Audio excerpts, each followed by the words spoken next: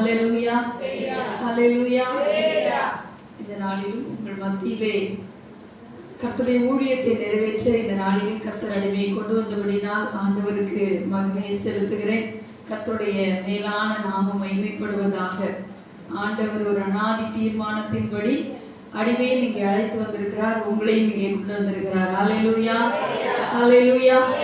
தேவனால் முன்குறிக்கப்பட்ட காரியம். ஹல்லேலூயா, thank you Lord. ஹல்லேலூயா. அப்படி இருக்கிற இடங்களிலே ஆண்டவராக இயேசுவை நோக்கி பார்த்து, ஹல்லேலூயா, எல்லாரும் இயேசுவை நோக்கி பார்த்து நம்ம ஜெபிக்கலாம். ஹல்லேலூயா, தேங்க் யூ லார்ட். உமக்கு நன்றி ஆண்டவரே, நன்றி இயேசு சுவாமி. ஹல்லேலூயா. தகப்பனே, இந்த மதிய வேளையிலும் சுவாமி ஆண்டவரே, எந்த நோக்கத்திற்காக இந்த பெண்கள் கூடுகையை ஆயத்தம் பண்ணினீங்களோ அந்த தரிசனம் நிறைவேற செபிக்கிறேன் ஆண்டவரே. தகப்பனே, ஸ்தோத்திரம் அப்பா. ஹல்லேலூயா. உமக்கு நன்றி செலுத்துகிறேன், உமக்கு நன்றி செலுத்துகிறேன். எல்லாரும் இயேசுவை நோக்கி பார்க்கலாம். Thank you Father, thank you Jesus. ஹல்லேலூயா, ஹல்லேலூயா. ஆண்டவர் நம்மோடு கூட பேசும்படியாக ஆண்டவரிடத்தில் அப்படியே நம்மை அர்ப்பணிப்போம். ஹல்லேலூயா. ஒரு மனுஷியுடைய சத்தம் நம்முடைய வாழ்க்கையில எந்த ஒரு காரியத்தையும் செய்ய முடியாது. தேவாதி தேவன் நம்ம வாழ்க்கையில கடந்து வரும் பொழுது நம்முடைய வாழ்க்கையை தலைகீழாக அவர் மாற்றி விடுகிறார். ஹல்லேலூயா. Thank you Lord, thank you Lord, thank you Lord. Hallelujah, hallelujah. Thank you Lord. உமக்கு நன்றி ஆண்டவரே. இயேசு சுவாமியுடைய பிரசன்னம் இந்த இடத்தை நிரப்பி இருப்பதற்காய் நன்றி. ஹல்லேலூயா, ஹல்லேலூயா. ஒரு கோடி வார்த்தைகள் நான் கேட்ட போதும் இயேசுவே நீர் பேசும் ஒரு வார்த்தை போதும். ஒரு கோடி வார்த்தைகள் நான் கேட்ட போதும் இயேசுவே நீர் பேசும் ஒரு வார்த்தை போதும். ஓராயிரம் ஜீவன் உயிர் வாழுமே, ஓராயிரம் ஜீவன் உயிர் வாழுமே. உம் வார்த்தையில் உண்டு அற்புதமே, உம் வார்த்தையில் உண்டு அற்புதமே. நீரின்றி வாழ்வேது இறைவா, உம் நினைவின்றி மகிழ்வேது தேவா. நீரின்றி வாழ்வேது இறைவா, உம் நினைவின்றி மகிழ்வேது தேவா. உலகத்தின் நூறாண்டு நான் வாழ்ந்த போதும், உலகத்தின் நூறாண்டு நான் வாழ்ந்த போதும், உம் இல்லத்தில் வாழும் ஒரு நாளே போதும், உம் இல்லத்தில் வாழும் ஒரு நாளே போதும். நீரின்றி வாழ்வேது இறைவா, உம் நினைவின்றி மகிழ்வேது தேவா. நீரின்றி வாழ்வேது இறைவா, உம் நினைவின்றி மகிழ்வேது தேவா. ஆண்டவர் இல்லாத ஒரு வாழ்க்கை, ஆண்டவர் இல்லாத ஒரு நொடி நம்முடைய வாழ்க்கையில இருக்கவே கூடாது. இயேசு இல்லாம இந்த உலகத்துல ஒரு நொடி கூட நம்மளால வாழ முடியாது. அவருடைய கிருபை இல்லாம நம்ம நிற்க முடியாது. நாம் நிற்பதும் நிர்மூலமாக இருப்பதும் அவருடைய கிருபை. அந்த கிருபை தான் இன்னைக்கு நம்மளை இங்கே அழைத்து கொண்டு வந்திருக்கிறார். ஹல்லேலூயா. எவ்வளோ பெரிய நல்ல தேவன். ஹல்லேலூயா. Thank you Lord, thank you Lord. உமக்கு நன்றி ஆண்டவரே. Thank you Jesus. ஹல்லேலூயா. உமக்கு நன்றி ஆண்டவரே. தகப்பனே, இந்த பெண்கள் கூடுகையிலே தேவாதி தேவன் கடந்து வந்திருக்கிறதற்காக நன்றி அப்பா.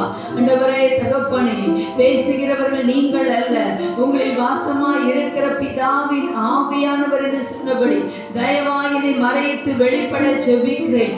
ஒவ்வொருடைய ஆவி ஆத்துமா சரீர சிந்தையை ஒருமுகப்படுத்துவீராக.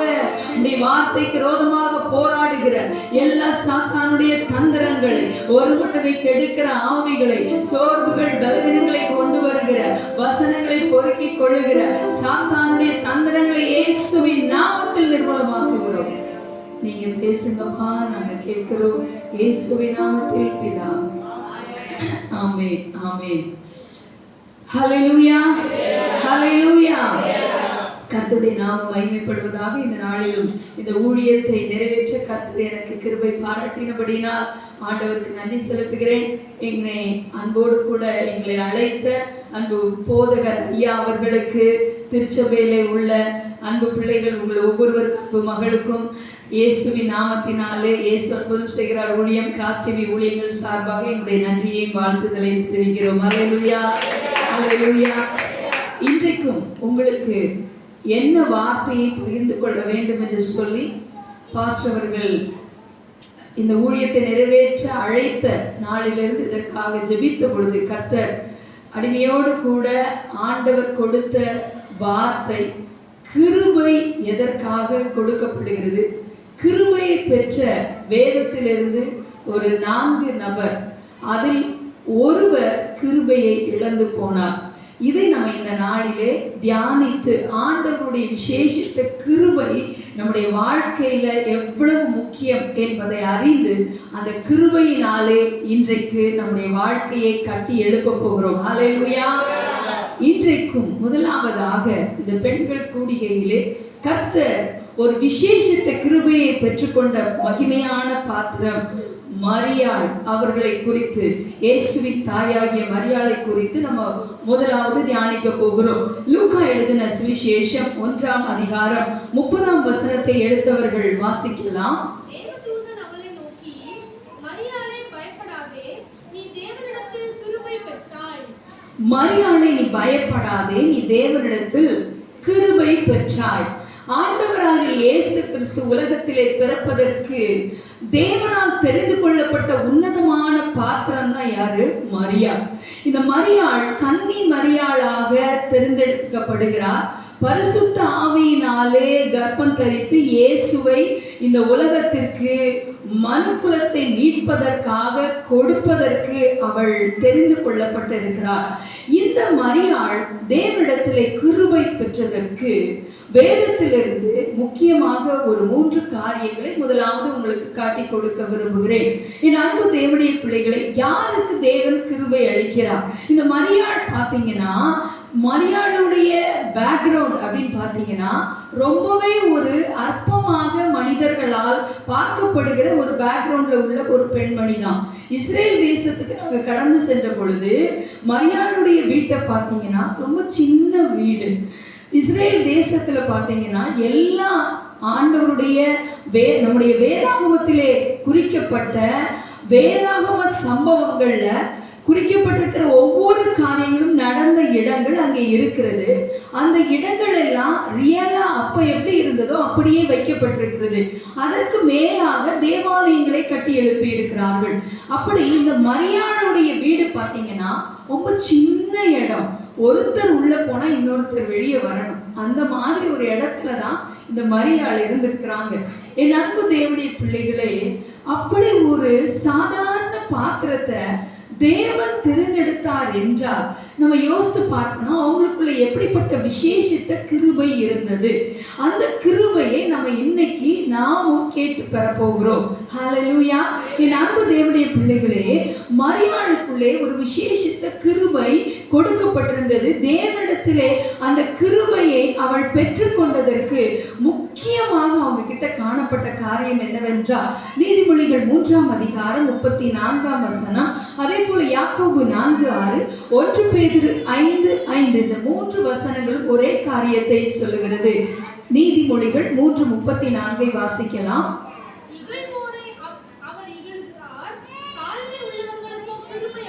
தாழ்மை உள்ளவர்களுக்கு தான் ஆண்டவர் என்ன செய்கிறார்? கிருபை அளிக்கிறார்.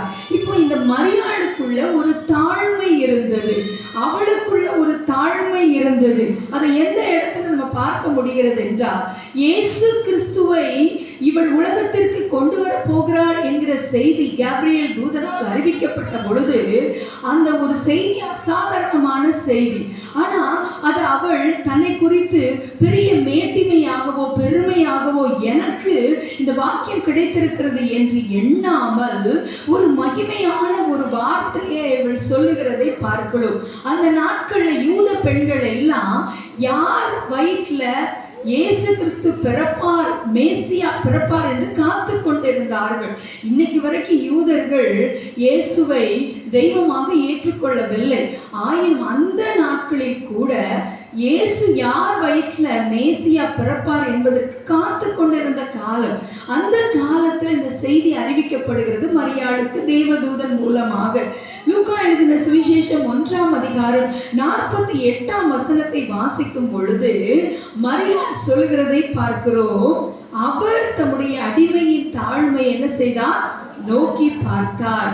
அப்போ அவள் தன்னை அந்த இடத்துல தாழ்த்துகிறாள். அது மட்டுமல்ல, பிலிப்பியர் 2ஆம் அதிகாரம் 8ஆம் வசனத்துல நமக்கு தெரிந்த ஒரு வசனம், சிலுவையின் மரண பரியந்தம் இயேசு என்ன செய்தார்? தன்னை கீழ்ப்படுத்தி அவர் தாழ்த்தினார் என்று வேதம் சொல்கிறது. இப்படிப்பட்ட கீழ்ப்படிதல் உள்ள ஒரே மனுஷனுடைய கீழ்ப்படிதலினாலே ரட்சிப்பு பூமிக்கு கொடுக்கப்பட்டது. அதை நிறைவேற்ற வந்த இயேசு என்கிற தேவகுமாரனை பெற்றெடுப்பதற்கு தகுதியாக மரியாள் தெரிந்து கொள்ளப்பட்டதற்கு, விசேஷித்த கிருபையை பெற்றுக்கொண்டதற்கு அவளுக்குள் இருந்த தாழ்மையே காரணம். ஹல்லேலூயா. ஒரு தாழ்மை ஒரு மனுஷனுக்குள் மனுஷிக்குள் வரும் பொழுது கர்த்தருடைய கிருபை அவர்களுக்குள் பெருகுகிறது. ஹல்லேலூயா. இந்த கிருபையை காசு கொடுத்து வாங்க முடியாது, அல்லது இன்னைக்கு மாதிரி லஞ்சம் கொடுத்து வாங்க முடியாது. பரலோகத்தில் இருந்து கர்த்தரால் அருளப்படுகிற கிருபை நமக்குள்ள தாழ்மை வரும் பொழுது அது பெருகுகிறது. ஹல்லேலூயா. அப்படிப்பட்ட தாழ்மை இந்த மரியாளுக்குள்ளே இருந்தது. அதுதான் அவர் தேவனுடைய கிருபையை பெற்றுக்கொண்டதற்கு முக்கியமான காரணம்.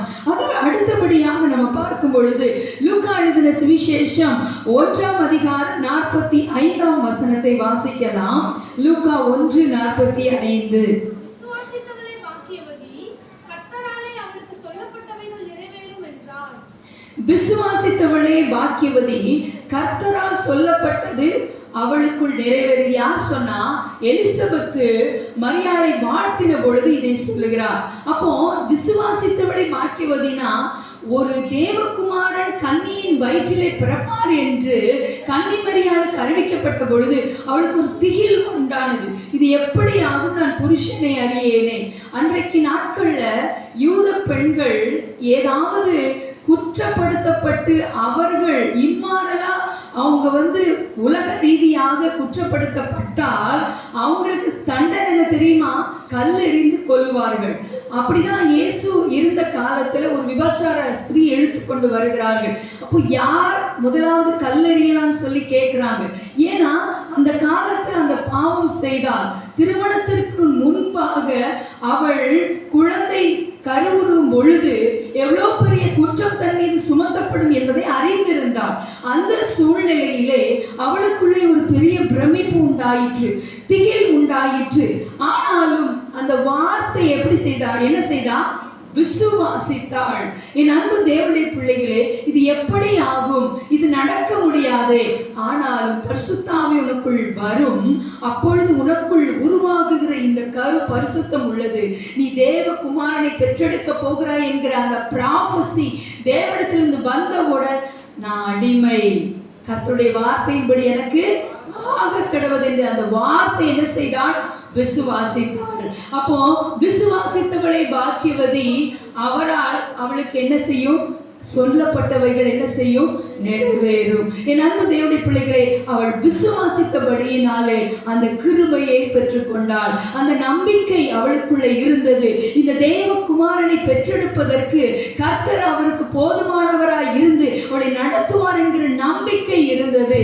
அது மட்டுமல்ல, பாருங்க, யோவான் எழுதின சுவிசேஷம் 2ஆம் அதிகாரம் 5ஆம் வசனத்திலே அந்த கானாவூர் திருமண வீட்டிலே திராட்சரசம் குறைவுபடுகிறது. இந்த செய்தி இயேசுவுக்கு அறிவிக்கப்படுகிறது. ஏன்னா யார் மூலம் அறிவிக்கப்படுகிறது? மரியாள் மூலமா அறிவிக்கப்படுகிறது. அவர்களுக்கு திராட்சரசம் இல்லை என்று சொல்லுகிறார். அப்பொழுது மரியாளுக்கு இயேசு என்ன, என்னுடைய வேலை இன்னும் வரவில்லை என்று சொல்கிறார்.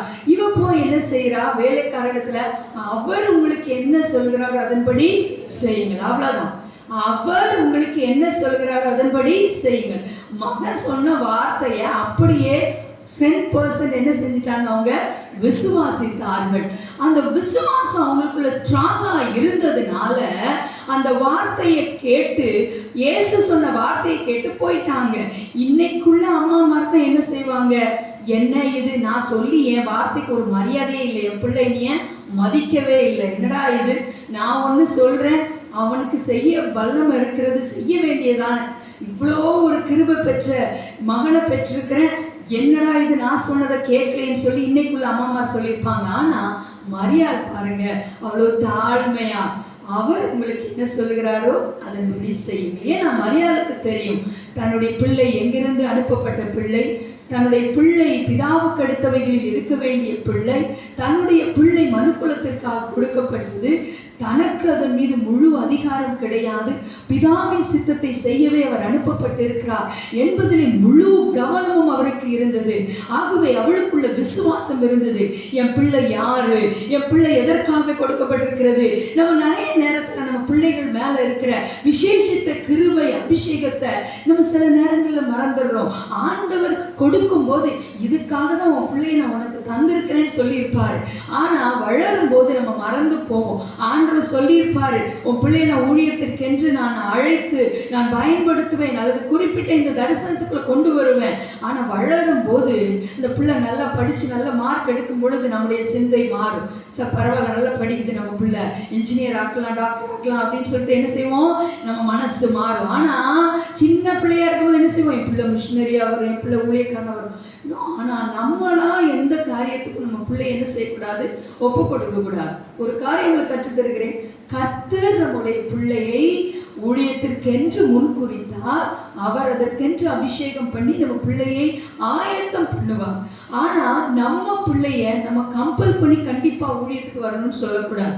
கர்த்தர் அதற்கு தெரிந்தெடுத்தால் கொண்டு வருவார். சில பிள்ளைகளை ஊழியத்திலும் பயன்படுத்தி வேலையிலும் வைத்து பயன்படுத்துவார். சில பிள்ளைகளை முழு நேரமாய் பயன்படுத்துவார். சில பிள்ளைகளை சமுதாய பணிகளில் பயன்படுத்துவார். சில பிள்ளைகளை டாக்டரா வைப்பார். நமக்கு தெரியாது. நம்முடைய பிள்ளையை குறித்த பிளான் கர்த்தர் கையில் இருக்குது. நம்ம வளர்க்கிறதுக்கு கொடுக்கப்பட்டிருக்கிறோம்.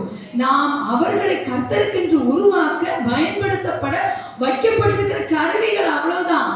ஆனா பிளான் அவர் கையில் இருக்குது. பிளான் அவர்கிட்ட கேட்கணும்.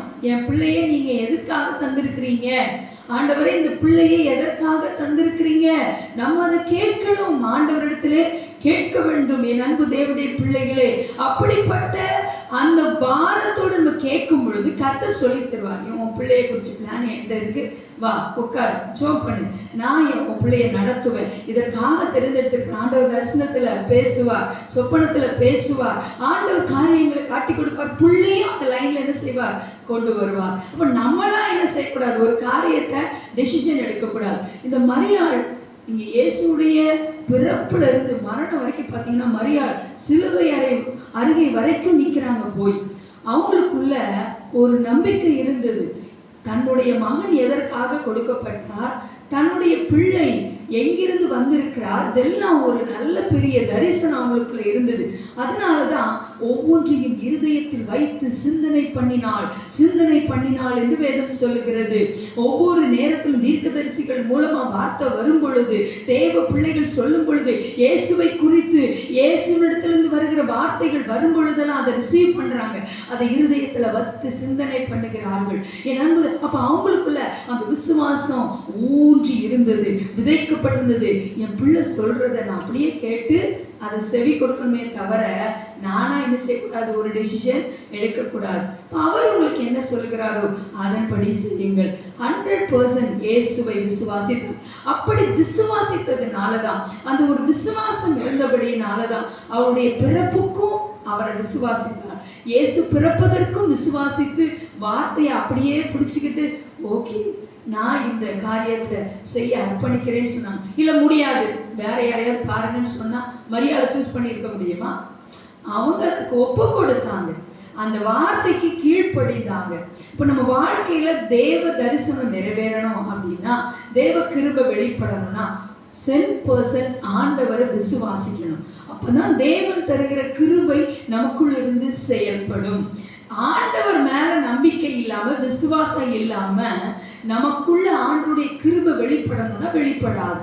நம்ம ஆண்டவர் மேல நம்பிக்கை வைக்கிற அந்த நம்பிக்கை அங்கிட்டு இங்கிட்ட அலசடிப்படாம 100% ஆண்டவர் மேல எப்பவும் இருக்கணும். இந்த மரியாள் அம்மாவிடத்துல அந்த ஒரு கிருபை இருந்தது, அந்த சகோதரி இடத்துல அந்த கிருபை இருந்தது, இந்த தாயார் இடத்துல அந்த கிருபை இருந்தது. அந்த பாத்திரம் விசுவாசத்திற்குரிய பாத்திரமா இருந்தது. அதனாலதான் தேவன் அவங்கள சூஸ் பண்ணி அந்த கிருபையை கொடுத்தார். அந்த கிருபைக்குரியவங்களா மாறினாங்க. இந்த அம்மா இயேசு கூட இருந்தா கடைசி வர நம்முடைய பிதா தன்னுடைய வேலையை கரெக்டா செஞ்சு முடிக்க முடியும் சொல்லிதான் மரியாதை சூஸ் பண்ணார். ஹல்லேலூயா, ஹல்லேலூயா. மகனை எப்ப பார்த்தாலும், எப்பா நீ எனக்கு மூத்த பிள்ளை, நீ தான் என்ன கவனிக்கணும், வாப்பா உட்கார், வீட்டுல அதை செய் இதை செய்யும் சொல்லி அந்த அம்மா அவங்கள டார்ச்சர் பண்ணிக்கிட்டே இருந்தா இயேசு கிறிஸ்து எப்படி போய் ஊழியம் செய்ய முடியும்? இயேசு கிறிஸ்து இதற்கென்று அவர் பிரித்தெடுக்கப்பட்டிருக்கிறார் என்பதை அவங்க அறிந்து கொண்டார்கள். அவங்க அதற்கு முன்குறிக்கப்பட்டிருக்கிறார் என்பதை அறிந்து அதுல இயேசு வளர்வதற்காக அவங்க பேக்ரவுண்ட்ல நின்று கொண்டே இருந்தாங்க. பேக்ரவுண்ட்ல இயேசுக்கு பின்னால் நின்று கொண்டு, நம்ம பிள்ளைங்களுக்கு பின்னால நின்று கொண்டே இருக்கணும். பிள்ளை ஸ்கூல்ல போய் எக்ஸாம் எழுத போதா, பிள்ளை எக்ஸாம் எழுதி முடிச்சுட்டு வர்ற வரைக்கும் ஜெபத்துல நில்லுங்க. பிள்ளையுடைய திருமணம் நடக்கிறதா, நடக்க போகிறதா, அல்லது தடைப்படுகிறதா, திறப்புல நிக்கணும், நைட்டெல்லாம் நிக்கணும், பகலெல்லாம் நிக்கணும். ஆண்டவர் ஒரு ஆசீர்வாதத்தை நம்ம பிள்ளைக்கு கொடுக்கணும் அப்படின்னா நம்ம நிக்கணும். ஊழியக்காரங்கெல்லாம் ஜெபிப்பாங்க, அந்த ஊழியக்காரங்களை தாண்டி நம்ம முழங்கால் ஊன்றி நிக்கணும். நம்ம நிக்காம யாரோ ஒருவர் மூலமா ஆசீர்வாதம் வராது. கர்த்தர் பேசுவார், இல்லைன்னு சொல்லல. ஆனா ஒவ்வொரு தாயும் தன்னுடைய பிள்ளைக்காக நிற்க அழைக்கப்படுகிறோம். அப்பந்தான் நமக்குள் நம்மீது வைத்திருக்கிற அந்த ஆசீர்வாதம் பிள்ளைகளுக்குள்ளே கிருபையாக அது கர்த்தர் தந்து ஆசீர்வதித்து நடத்துகிறார். அப்ப இயேசு கிறிஸ்து சிலுவையிலே கொண்டு போகப்பட்டு அவர் தேவ சித்தத்தை செய்து முடிக்கிறதுக்கு பின்னால பேக்ரவுண்ட் அவங்க அம்மாவும் காரணமா இருந்திருக்கிறாங்க. ஸோ அவங்களுடைய விசுவாசம் தான் அது ஸ்ட்ராங்கா கடைசி வரைக்கும் தன்னுடைய மகன் எதற்காக கொடுக்கப்பட்டிருக்கிறார் என்பதை அறிந்து அவங்க பின்னால நின்னாங்க. தன் மகன் மேல அவங்க என்ன செய்யல, அத்தாரிட்டி எடுக்கல. ஆனா கர்த்தருடைய வார்த்தைக்கு கீழ்ப்படிஞ்சு எப்படி இயேசு பிறக்கிறதுக்கு முன்னால தன்னை அர்ப்பணித்துக் கொண்டாங்களோ அந்த விசுவாசத்துக்கு கடைசி வரை நின்னாங்க. ஹல்லேலூயா, ஹல்லேலூயா. இயேசுவோடு ஊழியம் செஞ்ச நிறைய பெண்கள் இருந்தாங்க. அதுல மரியாள் பிரத்யேகமாக இயேசு கூட நின்று கொண்டே இருந்தாள். சிலுவை அருகை வரை கடைசி வரை நின்று கொண்டிருந்தாள்.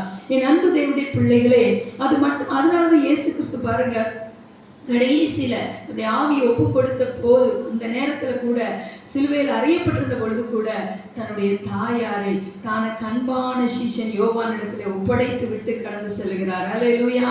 அந்த பொறுப்பை தன்னுடைய சீஷன் கையில ஒப்பு கொடுத்து சென்றார். அந்த தாயை நிற்கதியா விடல.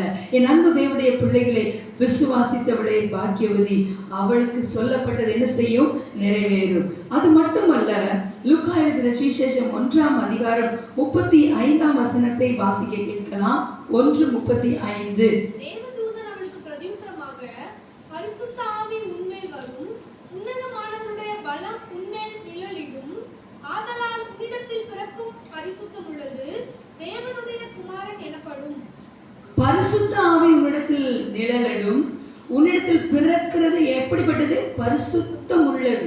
அப்போ இயேசு கிறிஸ்து மாம்ச ரீதியாக பிறக்காமல் பரிசுத்த ஆவியானவரால் உற்பவித்து பிறந்தார். அப்போ அவருடைய பிறப்பு பரிசுத்தம். அப்போ இயேசு பிறக்கணும்னா மரியாள் எப்படி இருந்திருக்கணும், பரிசுத்தமா இருந்திருக்கணும். இல்லைன்னா அவங்கள தெரிஞ்செடுத்துக்க முடியுமா? அப்போ பரிசுத்தம் நம்முடைய வாழ்க்கையில ரொம்ப முக்கியம். இன்னைக்கு கிறிஸ்தவ வட்டாரங்கள்ல குறைந்து வந்து கொண்டு இருக்கிற ஒரு காரியம் பரிசுத்தம் இல்லாத சூழ்நிலை. ஆராதனையில பரிசுத்தம் இல்லை, வாழ்க்கையில கிறிஸ்தவ குடும்பங்கள்ல பரிசுத்தம் இல்லை, பிள்ளைகளிடத்துல பரிசுத்தம் இல்லை, கணவனிடத்துல பரிசுத்தம் இல்லை, மனைவியிடத்துல பரிசுத்தம் இல்லை, திருச்சபையில பரிசுத்தம் இல்லை. பரிசுத்தம் குறைந்து கொண்டிருக்கிறது. ஏன்னா சாத்தான் தந்திரமாக இன்னைக்கு திருச்சபைகளுக்கு இவங்களுக்குள்ள ஊடுருவி விசுவாசி யாரோ ஒருத்தரை கையில எடுத்து அவங்க மூலமா பரிசுத்த குலைச்சல சபையில உண்டு பண்ணிடுறான். எல்லாரும் நல்லா இருந்தாலும் ஒரு ஆகான் இருந்தா எல்லாம் போச்சு. ஹல்லேலூயா. என் அன்பு தேவனுடைய பிள்ளைகளே, பரிசுத்த குலைச்சலுக்கு குடும்பத்திலேயோ உங்க தனிப்பட்ட வாழ்க்கையிலேயோ திருச்சபையிலேயோ இடம் கொடாதிருங்கள். எப்போ அது வருதோ வேரோடு பிடுங்கி எரிஞ்சிருங்க. ஹல்லேலூயா. தீய சிந்தனையில வரும் பொழுதே அதை வேரோடு பிடுங்கி எரிந்து விட வேண்டும். அதை நீங்க முளைக்க இடம் கொடுத்தீங்கன்னா மரம் வளர்ந்து அது பிறகு பெரிய கிராக் வந்து பெரிய ஒரு ஆபத்தை உண்டு பண்ணும். உங்களால ஒண்ணுமே என்ன செய்ய முடியாது. சோசியல் மீடியா ரொம்ப கவனமா ஹேண்டில் பண்ணணும். இன்னைக்கு நிறைய வயது முதிர்ந்த பெண்களோ சின்ன பிள்ளைகளோ இளம் பிள்ளைகளோ யாரையும் விட்டு வைக்கிறது இல்லை. பலர் இதில் அடிமைப்பட்டு மூழ்கி கிடக்கிறார்கள். ஊடகம் இன்றைக்கு மக்களை கொள்ளையாடி கொண்டு இருக்கிறது. சாத்தான் பரிசுத்த குலைச்சல் எப்படி கொண்டு வரா? முந்திலாம் தியேட்டர்ல போய் படம் பார்க்கணும், இப்ப அப்படி இல்லை. வீட்டிலேயே எல்லா பாவமும் ஹல்லேலூயா உருவெடுப்பதற்கு வீட்டிலேயே எல்லாமே இருக்கிறது. எங்கேயும் போக வேண்டாம் என் அன்பு தேவனுடைய பிள்ளைகளே. ஆனாலும் நாம் ஜாக்கிரதையா எடுக்க அழைக்கப்படுகிறோம். பரிசுத்தம் ரொம்ப முக்கியம். பரிசுத்தம் இல்லாத வடிக்கு நம்முடைய வாழ்க்கையில ஒரு அஸ்திபாரமும் கட்டி எழுப்பப்படவே முடியாது. பரிசுத்தம் இல்லாம வேத வசனம் தெரிஞ்சு பிரயோஜனம் இல்லை, ஜெபம் பண்ணி பிரயோஜனம் இல்லை, நம்முடைய வாழ்க்கையில திருச்சபைக்கு வந்து பிரயோஜனம் இல்லை, கூட்டங்களுக்கு போய் பிரயோஜனம் இல்லை. தனிப்பட்ட வாழ்க்கையில பரிசுத்தம் ரொம்ப முக்கியம். நம்ம பரிசுத்தமா இருந்தா நம்முடைய குடும்பம் பரிசுத்தமா இருக்கும். பரிசுத்தம் இல்லாம ஜெபம் பண்ணி முழங்கால் போட்டு ஜெபம் பண்ணா நம்ம ஜெபம் எங்கேயும் போகாது, கூரையை தாண்டாது. பரிசுத்தம் இல்லாம நம்ம தேவனோட தொடர்பு கொள்ளவே முடியாது. ஏன்னா வேதம் சொல்லுகிறது, உங்கள் அக்கிரமங்கள் உங்கள் பாவங்களே தேவனுக்கும் உங்களுக்கும் நடுவாக எப்படி இருக்கு? பிரிவினையா இருக்கு. அப்ப பரிசுத்த குலைச்சல் உண்டாயிட்டா சாத்தானுக்கு தெரியும், இவளுக்குள்ள புகுந்து குடும்பத்துக்குள்ள புகுந்து என்னெல்லாம் செய்ய முடியுமோ அதையெல்லாம் செய்வான். நம்ம இடம் கொடுத்துடவே கூடாது. என் அன்பு தேவனுடைய பிள்ளைகளை, பரிசுத்தம் ரொம்ப ரொம்ப முக்கியம்.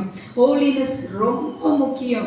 பரிசுத்தம் இல்லாதபடிக்கு நாம் தேவனை தரிசிக்க முடியாது. தேவனை ஆராதிக்கலாம், துதிக்கலாம், எல்லாம் செய்யறது போல இருக்கலாம். ஆனா அந்தரங்க வாழ்க்கை 4 சுவற்றுக்குள்ள நம்ம எப்படி வாழ்றோங்கிறது ரொம்ப முக்கியமான காரியம். யாருமே பார்க்கல, எல்லாருக்கும் முன்பாக நம்ம பரிசுத்தமா இருக்கிறோங்கிற மாதிரி இருக்கிறதுனால பரலோகம் அதை அங்கீகரிக்காது. ஹல்லேலூயா. பரலோகம் அங்கீகரிக்காது. ஊழியம் பெரிய விதத்துல செய்யலாம், கோடி ஜனங்கள் வரலாம், பெரிய பெரிய ஸ்தாபனம் வச்சிருக்கலாம், என்ன வேணாலும் செய்யலாம். ஆனா அந்தரங்க வாழ்க்கையிலே பரிசுத்தம் இல்லாமல் நம்ம செய்யற ஊழியம் அங்கீகரிக்கப்படாது, நம்ம ஜெபிக்கிற ஜெபம் அங்கீகரிக்கப்படாது, நம்முடைய குடும்பம் அங்கீகரிக்கப்பட முடியாது, நம்முடைய வாழ்க்கை அங்கீகரிக்கப்பட முடியாது. என் அன்பு தேவனுடைய பிள்ளைகளே, இந்த மரியாள் அற்பமான ஒரு மனுஷியா இருந்தா கூட, ஏழையான ஒரு பெண்ணா இருந்தா கூட அவள்கிட்ட இருந்தது விலையேற பெற்ற பரிசுத்தம். ஹல்லேலூயா. இந்த பரிசுத்தம் பாருங்க, காசு கொடுத்து வாங்க முடியாது.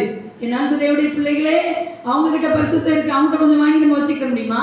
முடியாது. நம்ம வாழ்க்கையில பரிசுத்தம் வேணும்னா நம்ம தேவனோட நிக்கணும். நம்முடைய அந்தரங்கம் பரிசுத்தமா இருக்கணும். அப்படின்னா நம்முடைய சிந்தை பரிசுத்தமா இருக்கணும்னா ஒவ்வொரு நாளும் இயேசுவின் ரத்தத்தினால சுத்திகரிச்சு சுத்திகரிச்சு சுத்திகரிச்சு நம்ம ஹோலி ஆயிட்டே பரிசுத்தமாகிறவன் இன்னும் சுத்தமா இருக்க வேண்டும். 1 தெசலோனிக்கேயர் 4:7 சொல்கிறது, தேவன் அசுத்தத்திற்கு அல்ல நம்மை பரிசுத்தத்திற்கே அழைத்திருக்கிறார். நம்முடைய அழைப்பு பரிசுத்தம். அவர் பரிசுத்தர். ஆகையால் நீங்களும் பரிசுத்தரா இருங்க. வேற எந்த தெய்வமும் அப்படி சொல்லவே முடியாது. நான் பரிசுத்தர், நீங்களும் பரிசுத்தர் யாரா சொல்ல முடியுமா? சொல்ல முடியாது. இயேசு மட்டும்தான் பரிசுத்தர். ஹல்லேலூயா. வானத்திலும் பூமியிலும் இயேசுவே பரிசுத்தர். ஹல்லேலூயா. வேற யாருமே பரிசுத்தர் என்று சொல்லவே முடியாது. ஒரு முறை ஒரு ஸ்கூல்ல ஒரு பெரிய காம்படிஷன் நடத்தினாங்க. அந்த ஸ்கூல் வந்து கிறிஸ்டியன் ஸ்கூலும் கிடையாது, ஹிந்து ஸ்கூலும் கிடையாது, எந்த மதத்தையும் சார்ந்ததில்லை. அங்கே நடத்துகிற எல்லா காம்படிஷன் ஃபங்க்ஷன் எல்லாமே மத ரீதியாக இல்லாமல் காமனாக நடத்துவாங்க. அப்போது அங்கே ஒரு அனௌன்ஸ் பண்ணாங்க. என்ன பண்ணாங்கன்னா, எல்லாரும் வந்து அவங்கவுங்கள பெர்ஃபார்மன்ஸை காமிக்கணும். குறிப்பாக சிறப்பான ஒரு பாடல் போட்டி அரேஞ்ச் பண்ணியிருந்தாங்க. இதில் வந்து எந்த தெய்வத்தை கொடுத்து என்ன செய்யக்கூடாது? பாடக்கூடாது, உச்சரிக்கக்கூடாது. ஸோ காமனாக உங்களுடைய சாங் இருக்கணும்னு சொல்லி பாட சொல்லி அனௌன்ஸ் பண்ணியிருந்தாங்க. எல்லாரும் வந்து பெர்ஃபார்ம் பண்ணாங்க, நிறைய பேர் பாடினாங்க. அப்போது ஒரு பையன் வந்தான். அவன் வந்து ஒரு பாட்டு பாடினான். ஜட்ஜஸ் எல்லாம் பார்த்துக்கிட்டு இருந்தாங்க. அவன் பாட்டு பாட ஆரம்பித்தான். தேவாதி தேவன் பரிசுத்தர் அப்படிங்கிற அந்த பரிசுத்தர் பரிசுத்தர் என்கிற வார்த்தை அந்த பாடல்களிலே அந்த பாடலிலே அதிகமாய் ஒலித்ததாம். இப்போ தேவன் அப்படிங்கிறது கூட அந்த இதுல வரல, ஆனா பரிசுத்தர் பரிசுத்தர்னு சொல்லி அந்த பாடல் இருந்ததாம். இப்போ அந்த பாடலை பாடிக்கொண்டே இருக்கும்போது ஜட்ஜ் எப்பா கொஞ்சம் நிறுத்துப்பா, நீ பாட்டுக்கு நாங்கள் தான் எந்த தெய்வத்தை குறித்து பாடக்கூடாதுன்னு சொல்லியிருக்கிறோம்ல, நீ என்ன இயேசு தெய்வத்தை குறித்து பாடிக்கிட்டு இருக்கு. அப்போ அவன் சொன்னானா, இல்லையே நான் பரிசுத்தர் தானே பாடினேன். ஏப்பா பரிசுத்தர்னாலே யாருப்பா, அவர் மட்டும்தானப்பா, இயேசு தானப்பா பரிசுத்தர், நீ அவரை தான் பாடிக்கிட்டு இருக்க அப்படின்னு சொன்னாங்க. அப்போ உலகத்தாருக்கு தெரியுது பரிசுத்தர் யாரு, இயேசு கிறிஸ்து மாத்திரம்தான், அவரை மட்டும்தான் பரிசுத்தர்னு சொல்ல முடியும்.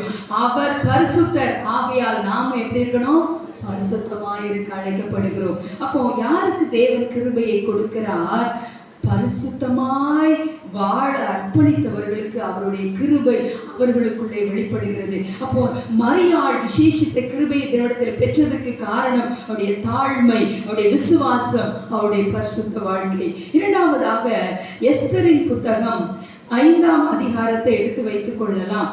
எஸ்தரின் புத்தகம் 5ஆம் அதிகாரம் 2ஆம் வசனத்தை வாசிக்க கேட்கலாம். எஸ்தர் 5:2.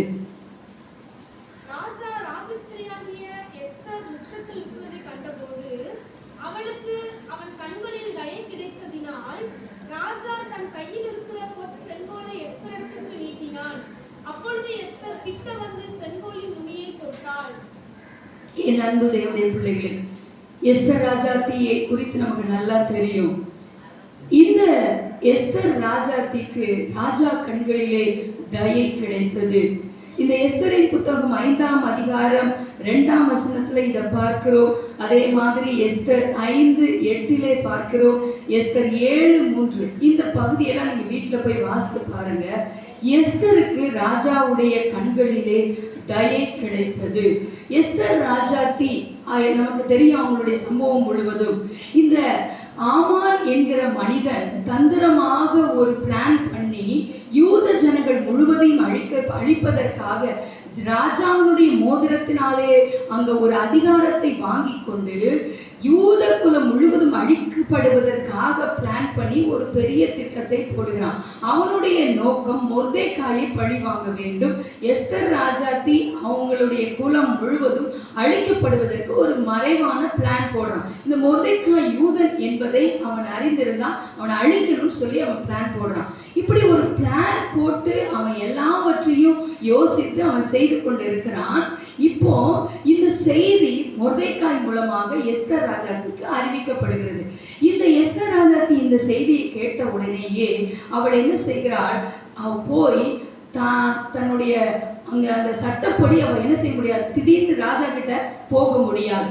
ராஜா கிட்ட போகணும்னா அது குறிப்பிட்ட அந்த காலங்கள்ல மாத்திரம்தான் அவர்கிட்ட போக முடியும். அவர் கூப்பிட்டா மட்டும்தான் உள்ள போகணும். அப்படிங்கிற சூழ்நிலையில இந்த ராஜாத்தியுடைய மனநிலை என்ன செய்யறது, மொர்தெக்காய்ட்ட சொல்றா, நான் ராஜா கூப்பிட்டால் ஒழிய போக முடியாது, இந்த நாட்கள்ல நான் போகவும் முடியாது. ஆகவே நீங்க என்ன பண்ணுங்க, அதை போய் மொர்தெக்காய்ட்ட சொல்லுங்கன்னு சொல்லி அவன் அனுப்பின வேலைக்காரன்ட்ட சொல்லி அனுப்புறார். அப்போ அவர் போய் சொன்ன உடனேயே அவர் சொல்றாரு, நீ இந்த காலத்துல மௌனமா இருந்தா ரட்சிப்பும் சகாயமும் வேறு இடத்துல வரும், நீயும் உன் தகப்பன் குடும்பம் அழிவீர்கள் என்று சொல்லி அவனை திருப்பி சொல்லி அனுப்புகிறார்.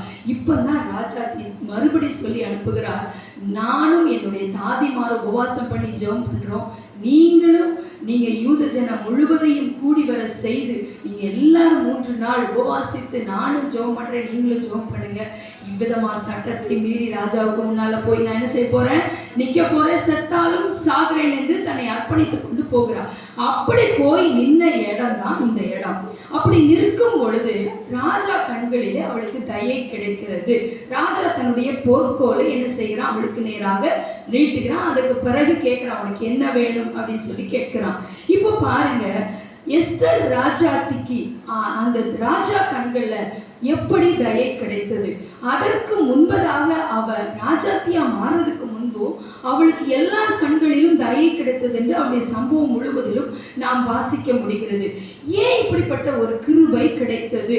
எப்படி இப்படி ஒரு தயை கிடைத்தது? எஸ்தரின் புத்தகம் 4ஆம் அதிகாரம் 16ஆம் வசனத்திலே வாசிக்கிறோம். சூசானில் உள்ள யூதரை எல்லாம் கூடி வர செய்து 3 நாள் அல்லும் பகலும் என்ன செய்தார்? புசியாமலும் குடியாமலும் எனக்காக உபவாசம் பண்ணுங்கள், நானும் என்ன செய்கிறேன், தாதிமாரும் உபவாசம் பண்ணுகிறோம் என்று சொல்லி தன் ஜனங்களுக்காக திறப்பிலே நின்று என்ன செய்கிறார்? ஜெபிக்கிறார். இந்த ஒரு வைராக்கியம் அவளுக்குள்ள இருந்தது. நம்ம ராஜாத்தியா இருக்கிறோம், எதுக்கு போட்டு நம்ம பாதுகாப்பா இருக்க போறோம், சேஃபா இருக்க போறோம், மற்றவங்க என்ன மாதிரி போனா நமக்கு என்னன்னு சொல்லி எஸ்தர் ராஜாத்தி இருந்திருக்கலாம் தானே. ஆனா இவளுக்கு ஒரு பிரச்சனையும் வந்திருக்காது அப்படின்னு சொல்லி அவள் இருந்திருக்கலாம். ஆனா அவளுக்குள்ள ஒரு பாரம் வந்தது. இன்னைக்கு நம்ம சுற்றி எவ்வளோ ஜனங்கள் அழிந்து கொண்டு இருக்கிறாங்க தெரியுமா? தேசத்துல எவ்வளோ கோடி ஜனங்கள் அழிந்து கொண்டு இருக்கிறாங்க தெரியுமா? ஒவ்வொரு மணி நேரமும் எத்தனை பெண் பிள்ளைகள் கடத்தப்படுகிறார்கள் தெரியுமா? எவ்வளவு பெண்கள் பாலியல் குற்றங்களுக்கு உட்படுத்தப்படுகிறார்கள் தெரியுமா? நமக்குள்ள அந்த பாரம் இருக்கிறதா? நம்ம சேஃபா இருக்கோம். உங்களுக்கு தெரியுமா, டெல்லியில ஒரு நாளைக்கு 54 பேர் காணாம போறாங்க. அதுல அதிகப்படியா கடந்த ஜனவரி முதல் 15 நாட்கள் 800 பேர் காணாம போயிருக்காங்க. அதுல 500 பேர் பெண்கள், சிறுமிகள் என்று கூறப்படுகிறது. எவ்வளவு வேதனையான காரியம்! 15 நாட்கள் 500 பேர் காணாம போனா அவங்களுக்கு என்ன ஆச்சுன்னு யாருக்குமே தெரியல. இதை குறித்து சட்டமன்றத்தில் அறிக்கை எழுதுகிறார்கள், அதை குறித்து சம்பாஷிக்கிறார்கள். ஆனா பதில் எதுவும் தெரியல. நீங்களும் நானும் மன்றாடி ஜெபித்தால் ஒழிய இப்படிப்பட்ட காரியங்களில் இருந்து அழிந்து போகிற பெண்களை யார் மீட்டெடுக்க முடியும்? நாம நின்றால் ஒழிய நம்முடைய தேசத்துக்காக, நம்முடைய பெண்களுக்காக, அழிந்து போய் கொண்டிருக்கிற ஆத்துமாக்களுக்காக நீங்களும் நாங்களும் நிற்காம யார் நிற்க முடியும்? ஒவ்வொரு நாளும் நூற்றுக்கணக்கான குழந்தைகள் அழிக்கப்படுகிறார்கள். ஒவ்வொரு மணி நேரமும் 20 பெண்கள், 20 நிமிஷத்துக்கு ஒரு பெண் தற்கொலை செய்து வரதட்சணையினாலே மடிந்து போகிறாள் என்று ஒரு கணக்கெடுப்பு கூறுகிறது. என் அன்பு தேவனுடைய பிள்ளைகளே, பலவிதமான கொடூரமான சம்பவங்கள் இன்னைக்கு தேசத்துல நடந்து கொண்டிருக்கிறது. யார் உத்தரவாதம் எடுக்க முடியும்? நாம எடுக்கலன்னா யார் எடுக்க முடியும்? என் அன்பு தேவனுடைய பிள்ளைகளை, இன்றைக்கு எஸ்தரை போல ஜெபிக்கிறவர்களை கர்த்தர் எதிர்பார்க்கிறார். எஸ்தருக்குள்ள அந்த பாரம் இருந்தது. என் ஜனங்களை அழிவை நான் எப்படி விட காண முடியும்? அவ ஒரு இடத்துல சொல்லுகிறாள், நான் எப்படி என் குலத்தின் அழிவை நான் பார்க்க முடியும்? என் ஜனம் அழிந்து போறதை நம்ம எப்படி பார்க்க முடியும்? என் ஜனத்துக்காக நான் திறப்பிலே நிற்பேன், செத்தாலும் சாகிறேன் என்று சொல்லி ராஜாவுக்கு எதிராக போய் நின்றானே, தன்னுடைய உயிரை பணயம் வைத்து. நமக்குள்ள அந்த பாரம் இருக்கிறதா? அழிந்து போகிற ஆத்துமாக்களுக்காக, அழிந்து போகிற பெண்களுக்காக நம்முடைய இருதயம் கண்ணீர் வடித்து தேவனுடைய சமூகத்திலே கண்ணீர் சிந்தி நம்மால் பாரப்பட்டு ஜெபிக்க முடிகிறதா? நம்ம எப்பவும் சுயநலமாக தானே ஜெபிச்சுக்கிட்டு இருக்கோம். நமக்காக, நம்முடைய பிள்ளைகளுக்காக, நம்முடைய கணவனுக்காக இது மாதிரியே ஜெபிச்சுட்டு இருக்கோம். யார் இவர்களுக்காக ஜெபிக்க முடியும்? எஸ்தர் ராஜாத்திக்குள்ள இருந்த அந்த பாரம் நமக்குள்ள வேணும். அப்பந்தான் அந்த கிருபையை பெற முடியும். எஸ்தர் ராஜாத்திக்கு அந்த கிருபை கிடைத்தது. ராஜா கண்கள கிருபை கிடைத்தது, காண்கிறவர்கள் கண்கள கிருபை கிடைத்தது. எப்படி கிடைத்தது? அவளுக்குள்ள இருந்த அந்த பாரம், அந்த ஜெபிக்கிற பாரம், ஜனங்களுக்காக திறப்பிலே நிற்கிற பாரம். திடீர்னு தாதிமார கூப்பிட்டு ரெடி பண்ணி வாங்க ஜெபிக்க வாங்கன்னா வருவாங்களா? அவ அதற்கு தாதிமாரை பழக்கப்படுத்தி வைத்திருந்திருக்கிறாள். என் அன்பு தேவனுடைய பிள்ளைகளே, நீங்க உங்க வீட்டுல அருகாமையில உங்க கூட இணைந்து உங்க பாரத்தை புரிஞ்சு கொண்டு ஜெபிக்கிறவங்கள உங்க கூட எப்பனாலும் வைங்க. அந்த 12 மணிக்கு நீங்க போன் பண்ணி ஜோம் பண்ணுவோம் அந்த காரியத்துக்கு அப்படின்னு சொன்னா டக்குன்னு அவங்க போன் எடுத்து ஜோம் பண்ணணும். என் கூட அப்படி ஒரு கூட்டத்தை கர்த்தர் கொடுத்திருக்கிறார். 1 மணிக்கு நைட்டு ஃபோன் பண்ணாலும் உடனே ஃபோன் எடுத்து நாங்கள் ஜோம் பண்ணுவோம். நைட்டு ப்ரேயர் பண்ணுவோம் கான்ஃபரன்ஸில். என் அன்பு தேவனுடைய பிள்ளைகளே, தேசத்தில் ஒரு முக்கியமான காரியமா, ஒரு ஊழியத்தில் ஒரு முக்கியமான பிரச்சனையா, என்ன ஒரு காரியம்னாலும் சரி உடனே நாங்கள் கான்ஃபரன்ஸில் ஜெபிக்கிறது உண்டு. அந்த ஒரு பாரம் எடுத்து ஜெபிக்கக்கூடியவர்களை உங்கள் கூட நீங்கள் வைக்கணும். இன்னைக்கு வாட்ஸ்அப்பில் குரூப் வச்சு எல்லா தேவையில்லாத மெசேஜ் எல்லாம் ஷேர் பண்ணி அதெல்லாம் ப்ரமோட் பண்ணுறோம். தேவையான விஷயத்துக்கு சோசியல் மீடியாவை யூஸ் பண்ணுகிறோமா? என் அன்பு தேவனுடைய பிள்ளைகளே, சுவிசேஷம் அறிவிப்பதற்கும் ஜெப குறிப்புகளை அனுப்பி ஜெபிக்க வைப்பதற்கும் சோசியல் மீடியாவை பயன்படுத்தணும். இன்னைக்கு தேவையில் உள்ள ஜனங்களுக்கு யார் ஜெபிக்க முடியும்? இன்னைக்கு எத்தனையோ மிஷினரிகள், மிஷினரி மாணவர்களுடைய மனைவிகள் எல்லாம் சித்திரவதை சித்திரவதை செய்யப்பட்டு சிறையில் இருக்காங்க தெரியுமா? யார் அவர்களுக்காக ஜெபிக்க முடியும்? நம்ம தான் பேக்ரவுண்ட்ல நிக்கணும். என் அன்பு தேவனுடைய பிள்ளைகளை, நாம நிக்காம யார் நிப்பா? நம்முடைய சகோதரிகளுக்காக நாம நிக்காம யார் நிப்பா? நம்மிடத்துல ஆண்டவர் ஒரு நாள் கணக்கு கேட்பார். நம்ம எப்ப பார்த்தாலும் சுயநலமா நாம ஜெபிச்சுட்டு, நாம அபிஷேகம் பெற்று, நாம கிருபை பெற்று, நாமே நமக்குள்ளே நம்முடைய குடும்பத்துக்கு நமக்காக வைத்திருக்கிறோம். இல்லை, மற்றவர்களுக்காக நம்ம நிற்க வேண்டும், தேசத்துக்காக நிற்க வேண்டும், நம்முடைய சகோதரிகளுக்காக நிற்க வேண்டும். எஸ்தருக்குள்ள அந்த பாரம் இருந்தது. ஆகவேதான் அந்த கிருபையை பெற்றாள். அது மட்டுமல்ல, நீதிமொழிகள் 31ஆம் அதிகாரம் 26ஆம் வசனத்தை வாசிக்க கேட்கலாம். நீதிமொழிகள் 31:26. தன் வாயை ஞானம் விளங்க திறக்கிறார், தயையுள்ள போதகம் அவன் ஆவியில் இருக்கிறது. தன் வாயை ஞானம் விளங்க திறக்கிறாள், தயையுள்ள போதகம் அவளுடைய நாவில் இருக்கிறது. நம்ம வாயை ஞானமா திறக்கணுமா? பெண்களுக்கு இயற்கையாவே எப்பவுமே வாயை திறந்தா மூடாத ஒரு சூழ்நிலையை தான் நிறைய பெண்கள் அப்படி இருக்கிறாங்க. ஆனா நம்மளுடைய நாவிலே தயை உள்ள போதகம் என்ன செய்யணும்? இருக்கணும். நிறைய நேரம் ஞானம் இல்லாம பேசுறதுனாலதான் குடும்பமே உடைஞ்சு போயிடுது. நிறைய குடும்பங்கள்ல ஞானம் இல்லாம பேசி குடும்பம் பிரிந்து போன குடும்பம் ஏராளம். எங்கள்கிட்ட கவுன்சிலிங்க்கு நிறைய பேர் அப்படி வராங்க. பார்த்தா ஒண்ணுமே இல்லாத பிரச்சனை. இன்னைக்கு குடும்பங்கள் நிறைய பிரிஞ்சு நிற்கிறது. குடும்ப திருமணம் ஆகி ஒரு சில நாட்கள்ல பிரிஞ்சு போறாங்க, ஒரு சில மாதங்கள்ல, ஒரு சில வருடங்கள்ல பிரிந்து போறாங்கன்னா காரணம் என்னன்னு கேட்டா, என் கணவர் இப்படி சொன்னாரு, நான் எங்க அம்மா வீட்டுக்கு போயிட்டேன், அவ்வளவுதான். ஒரே ஒரு வார்த்தை, அவ்வளவுதான், முடிஞ்சு. என் மனைவி இப்படி சொல்லிட்டா, அவ்வளவுதான், இனிமே எனக்கு என் மனைவி வேண்டாம். ஏன் நம்மளுக்குள்ள இப்படி ஒரு காரியம் காணப்படுகிறது? நம்ம ஞானம் விளங்க நாவை திறந்து, நம்முடைய வாயை திறந்து பேச பழக வேண்டும். எந்த ஒரு பிரச்சனைக்கும் பிரிவு ஒரு முடிவு கிடையாது. எந்த ஒரு பிரச்சனைக்கும் நம்முடைய வாழ்க்கையில ஞானத்தோடு நம்ம பேச பழகுனா நிறைய பிரச்சனைக்கு அங்கேயே முடிவு தெரிஞ்சிடும். நிறைய பேர் ஞானம் இல்லாம பேசுறதுனால குடும்பம் என்ன செய்கிறது? உடைந்து போகிறது. அதே மாதிரி நம்முடைய பிள்ளைகள், பெற்றோர் என்ன செய்யணும்? திருமணம் ஆகி கொடுத்தாச்சுன்னா பிள்ளைங்களை தவறா கைட் பண்ணக்கூடாது.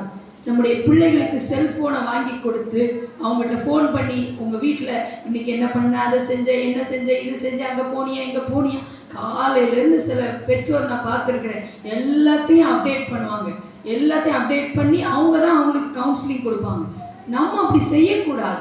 நம்முடைய பிள்ளைகள் திருமணமாகி போயிட்டாங்களா, அவங்க இண்டிபெண்டா அவங்களும் அவங்க கணவனும் ஜாப் பண்ணி டெசிஷன் எடுக்கணும். நம்ம அதில் இடையில என்ன செய்யக்கூடாது? போகக்கூடாது. நம்முடைய பிள்ளைகளுக்கு ஞானமாக பேச கற்றுக் கொடுக்கணும். பேசாது இருந்தால் மூடனும் என்ன செய்வானா? ஞானவான் என்று எண்ணப்படுவான். சில நேரத்தில் அமைதியா இருந்தாலே பிரச்சனை சால்வ் ஆயிடும். அப்போ இங்க பாருங்க, எஸ்தர் ராஜாத்தி, எஸ்தரின் புத்தகம் 5ஆம் அதிகாரம் 3, 4 இந்த வசனங்கள்ல பாத்தீங்கன்னா, எஸ்தரின் புத்தகம் 5, 3, 4 ஆகிய வசனங்கள்ல பாத்தீங்கன்னா 3ஆம் வசனத்தை வாசிக்கலாம்.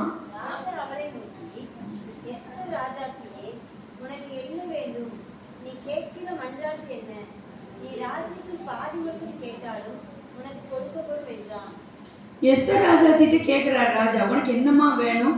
ராஜ்யத்துல பாதி கேட்டாலும் உனக்கு என்ன செஞ்சிடறேன்? தந்துடுறேன். உடனே அவர் என்ன செஞ்சுக்கலாம்? அப்ப ராஜ்யத்துல பாதி வேணாலும் தரேன்னு சொல்லிட்டாரு, இப்ப பிரச்சனையை சொன்னா முடிஞ்சு போச்சு சொல்லியிருக்கலாம் இல்லையா? நம்மனா இருக்கிற டென்ஷன்ல எப்ப என்ன நடக்கும்னு தெரிய போகுது, நம்ம ஜனங்களை அழிக்க போறா, இந்த டைமை விட்டா முடியவே முடியாது, சொல்லிடுவோப்பா அப்படின்னு சொல்லி அவ என்ன செய்திருக்கலாம்? அந்த டைமே அந்த காரியத்தை சொல்லியிருக்கலாம். சொல்லியிருந்தா ராஜா அதை எப்படி எடுத்துப்பாரு, கூட நின்னவங்க எப்படி எடுத்துப்பாங்க, இதெல்லாம் தெரியாது. ஆனா பாருங்க, எஸ்தர் ராஜாத்தி உடனே நாளைக்கு ஒரு விருந்து அரேஞ்ச் பண்றேன், நீங்களும் ஆமான்னு வரணும், அவ்வளவுதான். ஆமானுக்கு ரொம்ப ஹாப்பி, ராஜாவுக்கு ரொம்ப ஹாப்பி. அங்கேயும் முதல் நாள் விருந்து சர்வ் பண்ணப்படுகிறது. எஸ்தர் 5:8 பார்த்தீங்கன்னா முதல் நாள் விருந்துல மறுபடி கேட்கிறார் ராஜா, எஸ்தர் ராஜாத்தியே உனக்கு என்ன வேணும்? ராஜாவுக்கு பொறுமை, என்ன செய்யறது, என்ன மேட்டர்ன்னு அவருக்கு தெரிஞ்சுக்க அவ்வளோ ஆசை. ஆனா ராஜாத்தி சொல்லல. அவளுக்கு அவ்வளோ டென்ஷன் இருந்திருக்கும், ஆனா சொல்லல. முதல் நாள் விருந்துல சொல்லல, என்ன வேணும் சொல்லல. ஆமானும் நீங்களும் நாளைக்கு இன்னொரு விருந்து அரேஞ்ச் பண்ணியிருக்க, அதுக்கு என்ன செய்யணும்? வரணும், அவ்வளவுதான். செகண்ட் டேல அப்படி அழகா தன்னுடைய பிரச்சனைய அவ கொண்டு போறத பார்த்தீங்கன்னா அழகா சொல்லுவா அந்த பிரச்சனையை. இந்த பாருங்க, இந்த ஆமான் தான் இப்படிலாம் எல்லாம் பண்ணா, அப்படியா சொன்னா? சொல்லலை. என்னுடைய இந்த நீங்க இழக்க போகிற இந்த இழப்புக்கு அந்த சத்துரு ஈடு கொடுக்கவே முடியாதுன்னு சொல்லி மறைமுகமா காரியத்தை அவள் வெளிப்படுத்துகிறார். இந்த ஒரு குலம் முழுவதும் அழிக்கப்பட போகிறது என்பதை இலைமறை காயா அழகாக அதை முதல் வெளிப்படுத்தி அதன் பிறகு அதற்கு காரணம் ஆமான் என்பதை அவள் காட்டி கொடுக்கிறாள். உடனே இமீடியட்டா ராஜா ஆக்ஷன் எடுத்துட்டார். அவனை கொண்டு என்ன செஞ்சுங்க?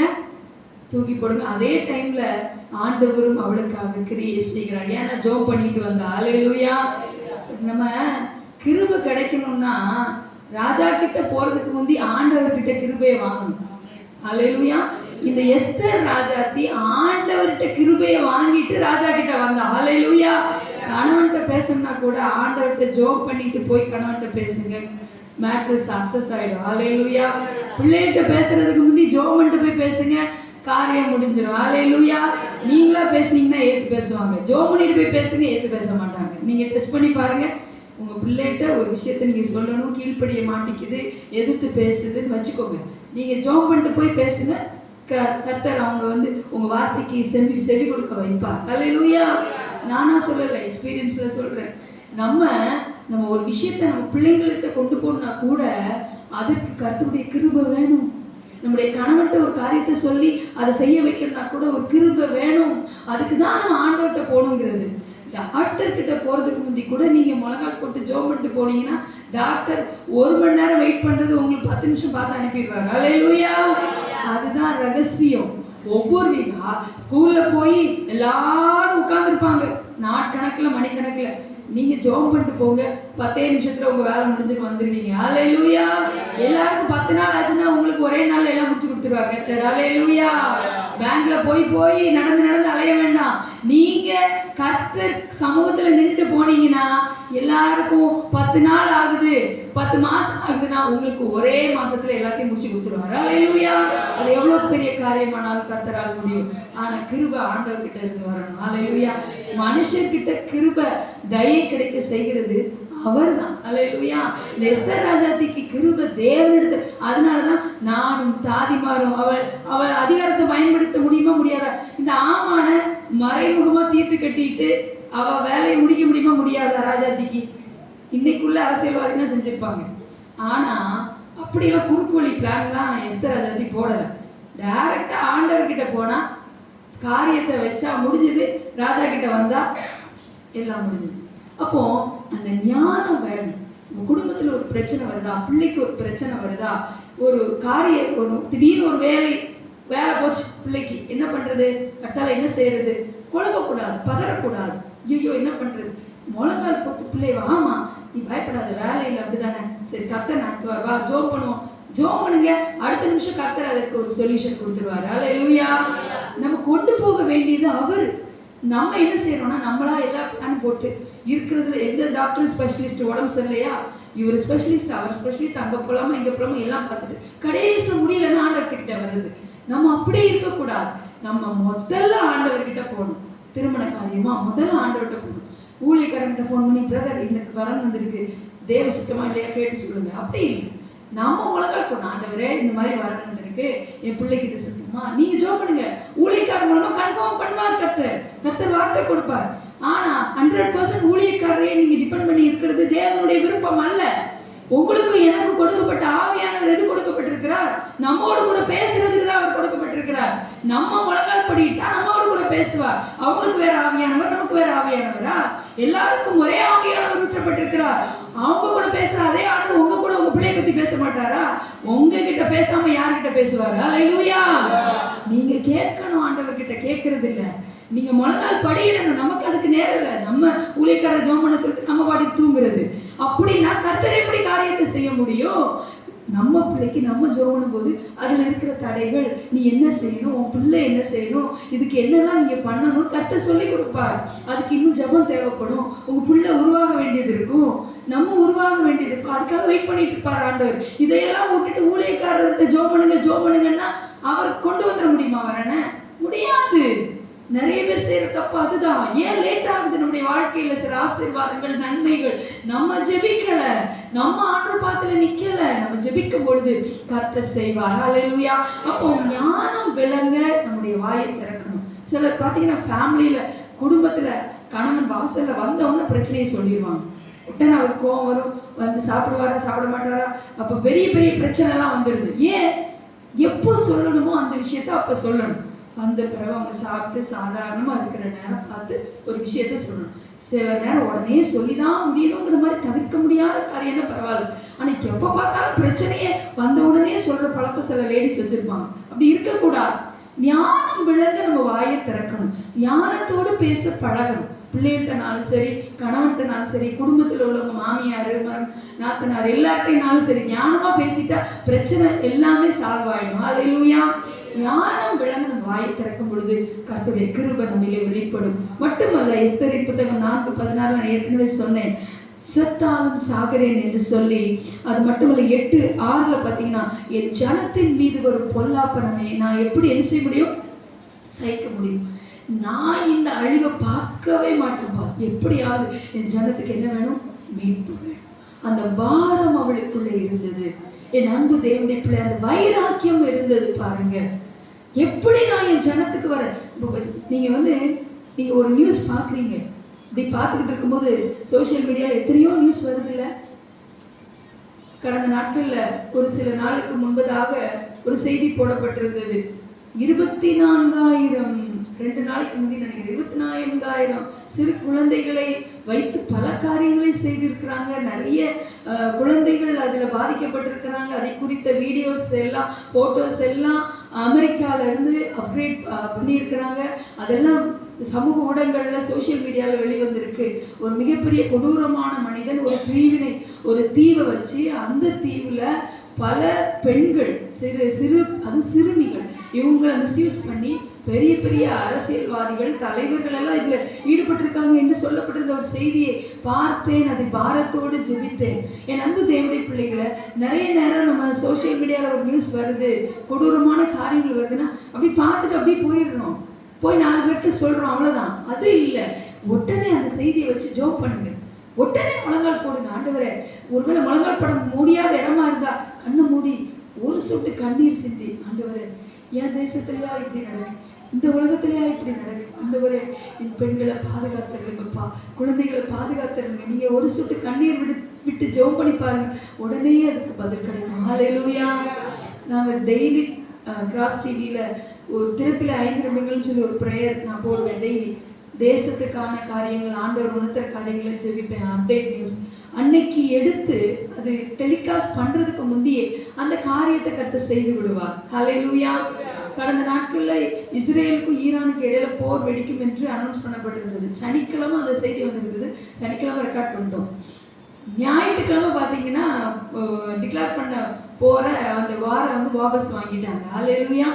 அப்போ அந்த ரெக்கார்ட் பண்ற தம்பி சொல்லுவான், எப்படிக்கா நாளைக்கு டெலிகாஸ்ட் வர்றதுக்குள்ளே இது காரியத்தை நடந்து முடிஞ்சிருச்சு, இப்போ டெலிகாஸ்ட்டில் போடும்போது அது பொய்ன்னு ஆகிடாது? இல்லை தம்பி, நம்ம அடுத்த நாள் தேங்க்ஸ் பண்ணி நன்றி சொல்லிடலாம் ஆண்டவர்கிட்ட அப்படின்னு சொல்லுவேன். அப்போது நம்ம வேண்டிக் கொள்ள தொடங்கும் பொழுது கட்டளை வெளிப்படணும். அப்படி இருக்கணும் நம்ம ஜெபம். ஹல்லேலூயா.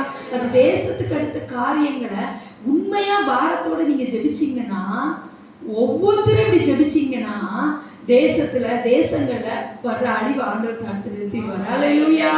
நமக்கு உண்மையா பாரம் வேணும், சும்மா இல்லை. சும்மா நம்ம ஸ்டேஜ்ல ஏறி ஜெபிக்கிறது இல்லை, எல்லா கூட்டத்தோட ஜெபிக்கிறது இல்லை, தனியா ஜெபிக்கணும் நம்ம. அப்போ அப்படிப்பட்ட கிருபையை கர்த்தர் கொடுக்க விரும்புகிறார். என் அன்பு தேவன், இன்னொரு மனிதனுக்கு தேவனுடைய கிருபை கொடுக்கப்பட்டது.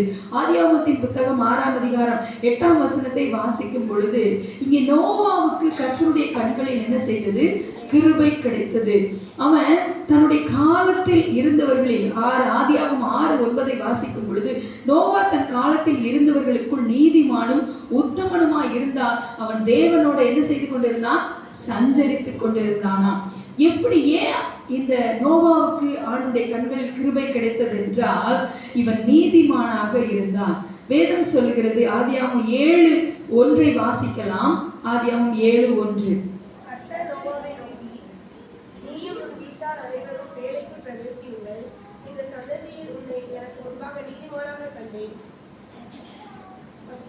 உன்னை எனக்கு முன்பாக என்ன செய்தேன்? நீதிமானாக கண்டேன். அப்போ தேவனுக்கு முன்பாக இவன் நீதிமானாக காணப்பட்டபடினாலே நோவாவுக்கு கர்த்தருடைய கண்களில் கிருபை கிடைத்தது. ஆண்டவருக்கு முன்பாக இந்த கடைசி நாட்களிலே நாம் நீதிமான்களாக இயேசுவின் இரத்தத்தினால நம்முடைய குடும்பத்துல நாம் கழுவப்பட்டு அவருடைய பிள்ளைகளாக நீதிமான்களாக இருக்கும் பொழுது நம் நிமித்தமா நம்முடைய குடும்பம் முழுவதும் பாதுகாக்கப்படும். ஹல்லேலூயா. நோவா என்கிற மனிதன் நீதிமானாக இருந்தபடினாலே அவனோடு கூட பேழையிலே 8 பேர் என்ன செய்தார்கள்? அந்த மிகப்பெரிய அழிவினின்று என்ன செய்தாங்க? பாதுகாக்கப்பட்டார்கள். அப்போ நாம் நம்முடைய குடும்பம் பாதுகாக்கப்படணும்னா நாம நீதிமான்களாக தேவனுக்கு முன்பாக உத்தமமாய் உண்மையாய் இருக்கும் பொழுது நம் நிமித்தமாக நம்முடைய குடும்பம் என்ன செய்யப்படும்? பாதுகாக்கப்படும். ஆதியாகமம் 7, 5, 8, 16 ஆகிய வசனங்களை வாசிக்கும் பொழுது நோவா கர்த்தர் கட்டளையிட்டபடி எல்லாம் செய்தார் என்று வேதம் சொல்கிறது. அப்போ நோவா கர்த்தர் கட்டளையிட்டபடி எல்லாம் செய்தார். அந்த 3 வசனம் வாசிக்கும் போது அந்த வசனம் எனக்கு ரொம்ப பிடிக்கும். கர்த்தர் என்ன சொன்னார்? அந்த காலத்துல மழையே வரல. மழைன்னா மக்களுக்கு என்னன்னு தெரியாது. ஆனா நோவா பிரசங்கிக்கிறார், மழை பெய்ய போது, என்ன செய்ய போது? 40 நாள் வெள்ளம் வரப்போது, உலகம் முழுவதும் அழிய போகுதுன்னு சொல்றாரு. எல்லாரும் பைத்தியக்காரன் சொல்றான்னு சொல்லி எல்லாரும் என்ன செய்யறாங்க? கேலி பண்றாங்க, கிண்டல் பண்றாங்க. இன்னைக்கும் இயேசு வரப்போகிறார் நம்ம அந்த காலத்துல இருந்து அறிவிக்கப்பட்டு கொண்டு இருக்கிறது. எல்லாருக்கும் அப்பா எப்பத்துல இருந்து சொல்லிட்டு இருக்காங்க இயேசு எங்க வரப்போறார் அப்படின்னு மக்களுக்குள்ள ஒரு அச்சாக்கிரதை கிறிஸ்தவ ஜனங்களுக்குள்ளே வந்து விட்டது. நான் பிறக்கிறதுக்கு முந்தைய எங்க தாத்தா காலத்துல இருந்தே சொல்லிட்டு இருந்தாங்க எங்க இயேசு வரப்போறார் இப்படி சொல்றவங்களை நான் பார்த்திருக்கிறேன். ஆனா என் அன்பு தேவனுடைய பிள்ளைகளே, இன்னைக்கு நான் ஒரு காரியம் சொல்றேன். இயேசு ஏன் வர தாமதித்துக் கொண்டிருக்கிறார் தெரியுமா? இன்னும் ஆத்துமாக்கள் மனம் திரும்பி தன்னுடைய இரத்தத்தினால் மீட்கப்படவில்லையே. ஒரே ஒரு ஆத்மா கூட கெட்டு பாதாளத்துக்கு போவதனுடைய சித்தம் அல்ல. ஆகவேதான் அவருடைய வருகை தாமதமாய் இருக்கிறது. என் அன்புதை ஒருவர் கெட்டு போக கூடாது என்பதற்காக தான் ஆண்டவர் தாமதித்துக் கொண்டிருக்கிறார். வேற எந்த காரணத்துக்காகவும் இல்லை. உங்களுக்காக எனக்காக இயேசு சிந்திய ரத்தம் அன்னைக்கு நம்ம மீட்கப்படாம, இன்னைக்கு நம்ம மீட்கப்படாம இருந்து ஆண்டவருடைய வருகை வந்திருந்தா நம்ம என்ன செஞ்சிருப்போம்? வருகையில போக முடியுமா? பரலோகத்துக்கு போக முடியுமா? மரணித்தா முடியாது.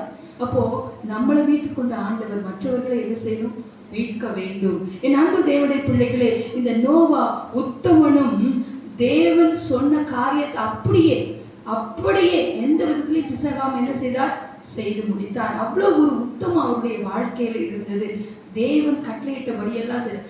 ஆண்டவர் சொல்லிட்டா அதுக்கு நோ சொல்லாம, அதுக்கு கொஸ்டின் கேட்காம, டவுட் கேட்காம அப்படியே யார் கீழ்ப்படுகிறாங்களோ அவங்களுக்கு தான் ஆண்டவர் கிருபை கொடுக்க முடியும். அவ்வளோ பேர் இருந்தாங்க. இந்த நோவா மாத்திரம் தேவனத்துல கிருபை பெற்று அவ்வளோ பெரிய பேழையை செய்யறதுக்கு அப்ப இன்ஜினியர் இருந்தாங்களா? பிளான் போடுறதுக்கு ஸ்ட்ரக்சரல் இன்ஜினியர் இருந்தாங்களா? ஒருத்தரும் கிடையாது. யார் இருந்தா? ஒருத்தரும் கிடையாது. கட்டுமான பணிக்கு அவருக்கு ஹெல்ப்புக்கு வேலையா இருந்தா அவங்க அவ்வளோ பேரும் கேலி பண்ணிட்டு இருக்கிறாங்க, அவ்வளோ பேரும் பரிகசித்து கொண்டு இருக்கிறாங்க.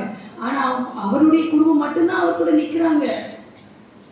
நோவா மட்டும் கர்த்தர் சொன்ன வார்த்தையை கேட்டு கீழ்ப்படிந்து செய்ய அர்ப்பணித்தான். அப்ப அவ்வளவு பெரிய பேழை எப்படி உருவாக்க முடிந்தது?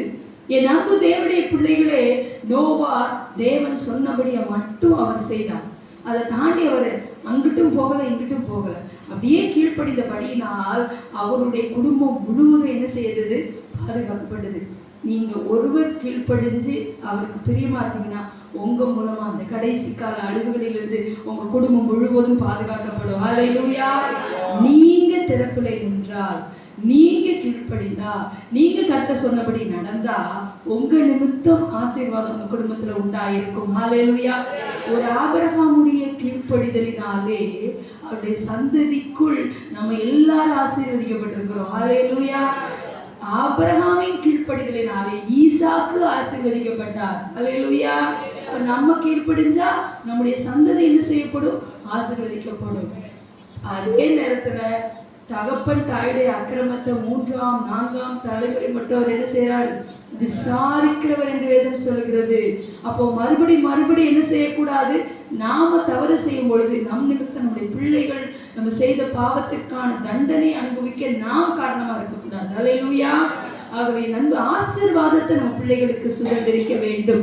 அப்போ இந்த நோவா தேவன் கட்டளையிட்டபடி எல்லாம் செய்தபடினாலே அன்றைக்கு காப்பாற்றப்பட வேண்டிய குடும்பமாக அந்த குடும்பம் முன்குறிக்கப்பட்டு தேவனுடைய கிருபையை என்ன செய்தது, பெற்றுக்கொண்டது. அந்த அழிவினின்று பாதுகாக்கப்பட்டது. அது மட்டுமல்ல, ஆதியாகமம் 6:9 வாசிக்கும் பொழுது நோவா தேவனோடு சஞ்சரித்துக் கொண்டே இருந்தான். அவ்வளவு பெரிய ப்ராஜெக்ட் கொடுக்கப்பட்டிருக்கிறது. ப்ராஜெக்ட்ல போய் உட்கார்ந்துட்டாரா? இல்ல, தேவனோடு சஞ்சரித்து கொண்டிருந்தார். அல்லேலூயா. ஆண்டவர்கிட்ட கேட்டு கேட்டு கேட்டு கேட்டு செஞ்சிருக்கார். இத்தனை மெஷர்மெண்ட் சொல்வார், உடனே நோட் பண்ணுவார், போய் செய்வார். இத்தனை மெஷர்மெண்ட். அவர் யார் சொன்னதை என்ன செய்யல, காது கொடுத்து கேட்கல. கர்த்தர் சொன்னதை மட்டும் அவர் ரிசீவ் பண்ணார், அப்படியே செய்தார். அல்லேலூயா. நாம் தேவனோடு சஞ்சரிக்கிறவர்களா இருக்கணும்.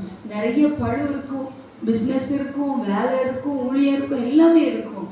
ஆனா ஆண்டவர் பாதத்துல இருக்கிறதுக்கு நம்ம நேரம் கொடுக்கணும். எவ்வளவு பிஸியா இருந்தாலும் சரி, எவ்வளவு நேரம் இல்லாத சூழ்நிலை வந்தாலும் சரி, முதலாவதாக அவருடைய பாதத்துல இருந்து இருக்க வேண்டியது முக்கியமான காரியம். மரியாளோ தன்னை விட்டு எடுபடாத நல்ல பங்கை தெரிந்து கொண்டார். என் அன்பு தேவனுடைய பிள்ளைகளே, நிறைய நேரம் ஊழியத்தின் நிமித்தம் பிஸி வரும் பொழுது எனக்கு ஆண்டவர் கற்றுக் கொடுத்த ஒரு காரியம், அவருடைய பாதத்திற்கு இருப்பதற்கு போதுமான நேரம் கொடுக்காம நான் ஊழியத்துக்கு போறது கிடையாது. ஊழியத்தை விட அவர் பாதத்தில் இருக்கிறது ரொம்ப முக்கியம். அவர் பாதத்துல இருந்தாதான் ஊழியத்தை செய்ய முடியும். இயேசு பாருங்க, பகலெல்லாம் ஊழியம் செய்தார், இரவெல்லாம் தேவனுடைய பாதத்துல இருந்தார். இயேசு பிதாவோடு சஞ்சரித்து கேட்டு கேட்டு கேட்டு ஒவ்வொரு காரியத்தையும் செய்ததுனாலதான் நமக்கு அந்த விலையேற பெற்ற ரட்சிப்பை சுதந்திரித்து கொடுக்க முடிந்தது. நாம ஆண்டவரோடு இணைந்து நில்லாம குடும்பத்தை நடத்த முடியாது. நாம ஆண்டவரோடு சஞ்சரிக்காம பிள்ளைகளை நடத்த முடியாது. நாம ஆண்டவரோடு இணைந்து இருக்காம ஊழியத்தை செய்ய முடியாது. ஆண்டவருக்கு ஊழியம் செய்யறது ரொம்ப முக்கியம். ஆண்டவருக்காக ஊழியம் செய்யறது வேற. நமக்கு தெரிஞ்சுக்கணும், மார்த்தாள் ஊழியமும் தேவைதான். இன்னைக்கு நிறைய பேர் மார்த்தாள் ஊழியம் மாத்திரம் செஞ்சுட்டு போயிருது. ஊழியக்கார் வந்தா கனப்படுத்துறது, சாப்பாடு செஞ்சு கொடுக்கறது, இது பண்றது ரொம்ப முக்கியம், தேவைதான். ஆனா அதோட நின்று போய்விடக்கூடாது. இப்போ நம்ம திருச்சபையில ஊழியம் செய்யறோம், டிராக்ஸ் கொடுக்க போறோம், கிராம ஊழியம் செய்யறோம், ஆஸ்பத்திரி ஊழியம் செய்யறோம், எல்லாம் செய்யறோம். அது மட்டும் இல்லை, நம்ம மீட்டிங் வரோம், பங்கு பெறோம், இது எல்லாமே தேவைதான். இதையும் தாண்டி நீங்களும் ஆண்டவரும், அது ரொம்ப முக்கியம். ஹல்லேலூயா. நோவா தேவனோடு சஞ்சரித்து கொண்டிருந்தான். அதனாலதான் அந்த அழிவை கர்த்தர் அவனுக்கு அறிவித்தார். ஹல்லேலூயா.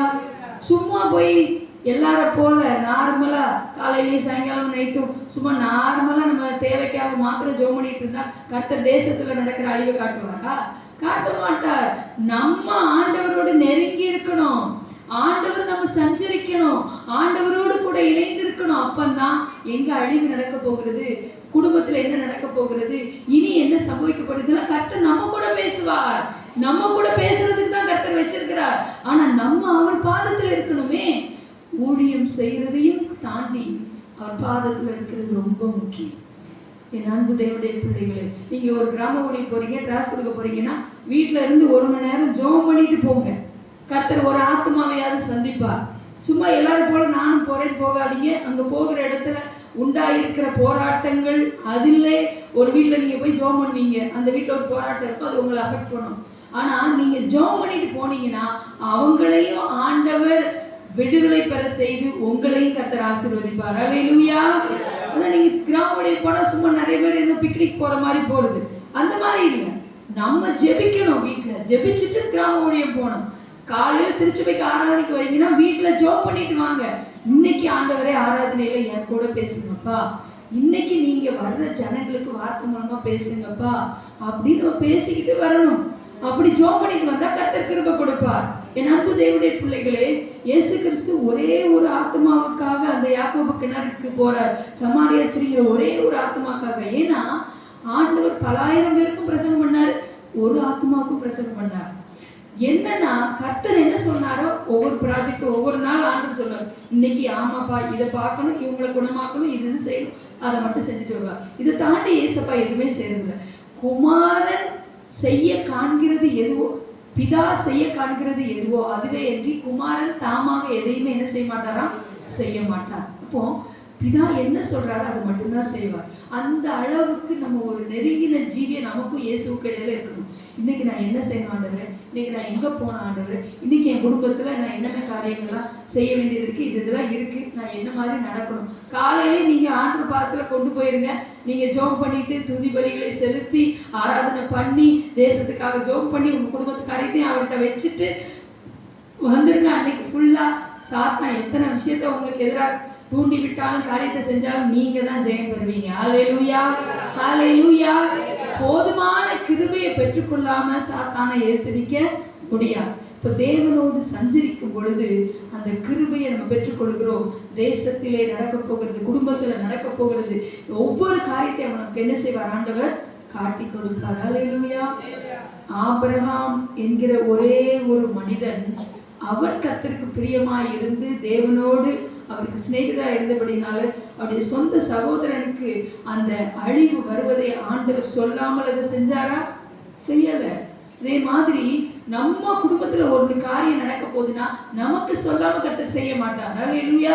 ஆனா நாம ஆண்டவரோடு சஞ்சரிக்கிறவர்களா இருக்க வேண்டும். கடைசியாக ஆதியாகமத்தின் புத்தகம் 19ஆம் அதிகாரம் 16ஆம் வசனத்தை வாசிக்க கேட்கலாம். ஆதியாகமம் 19:16.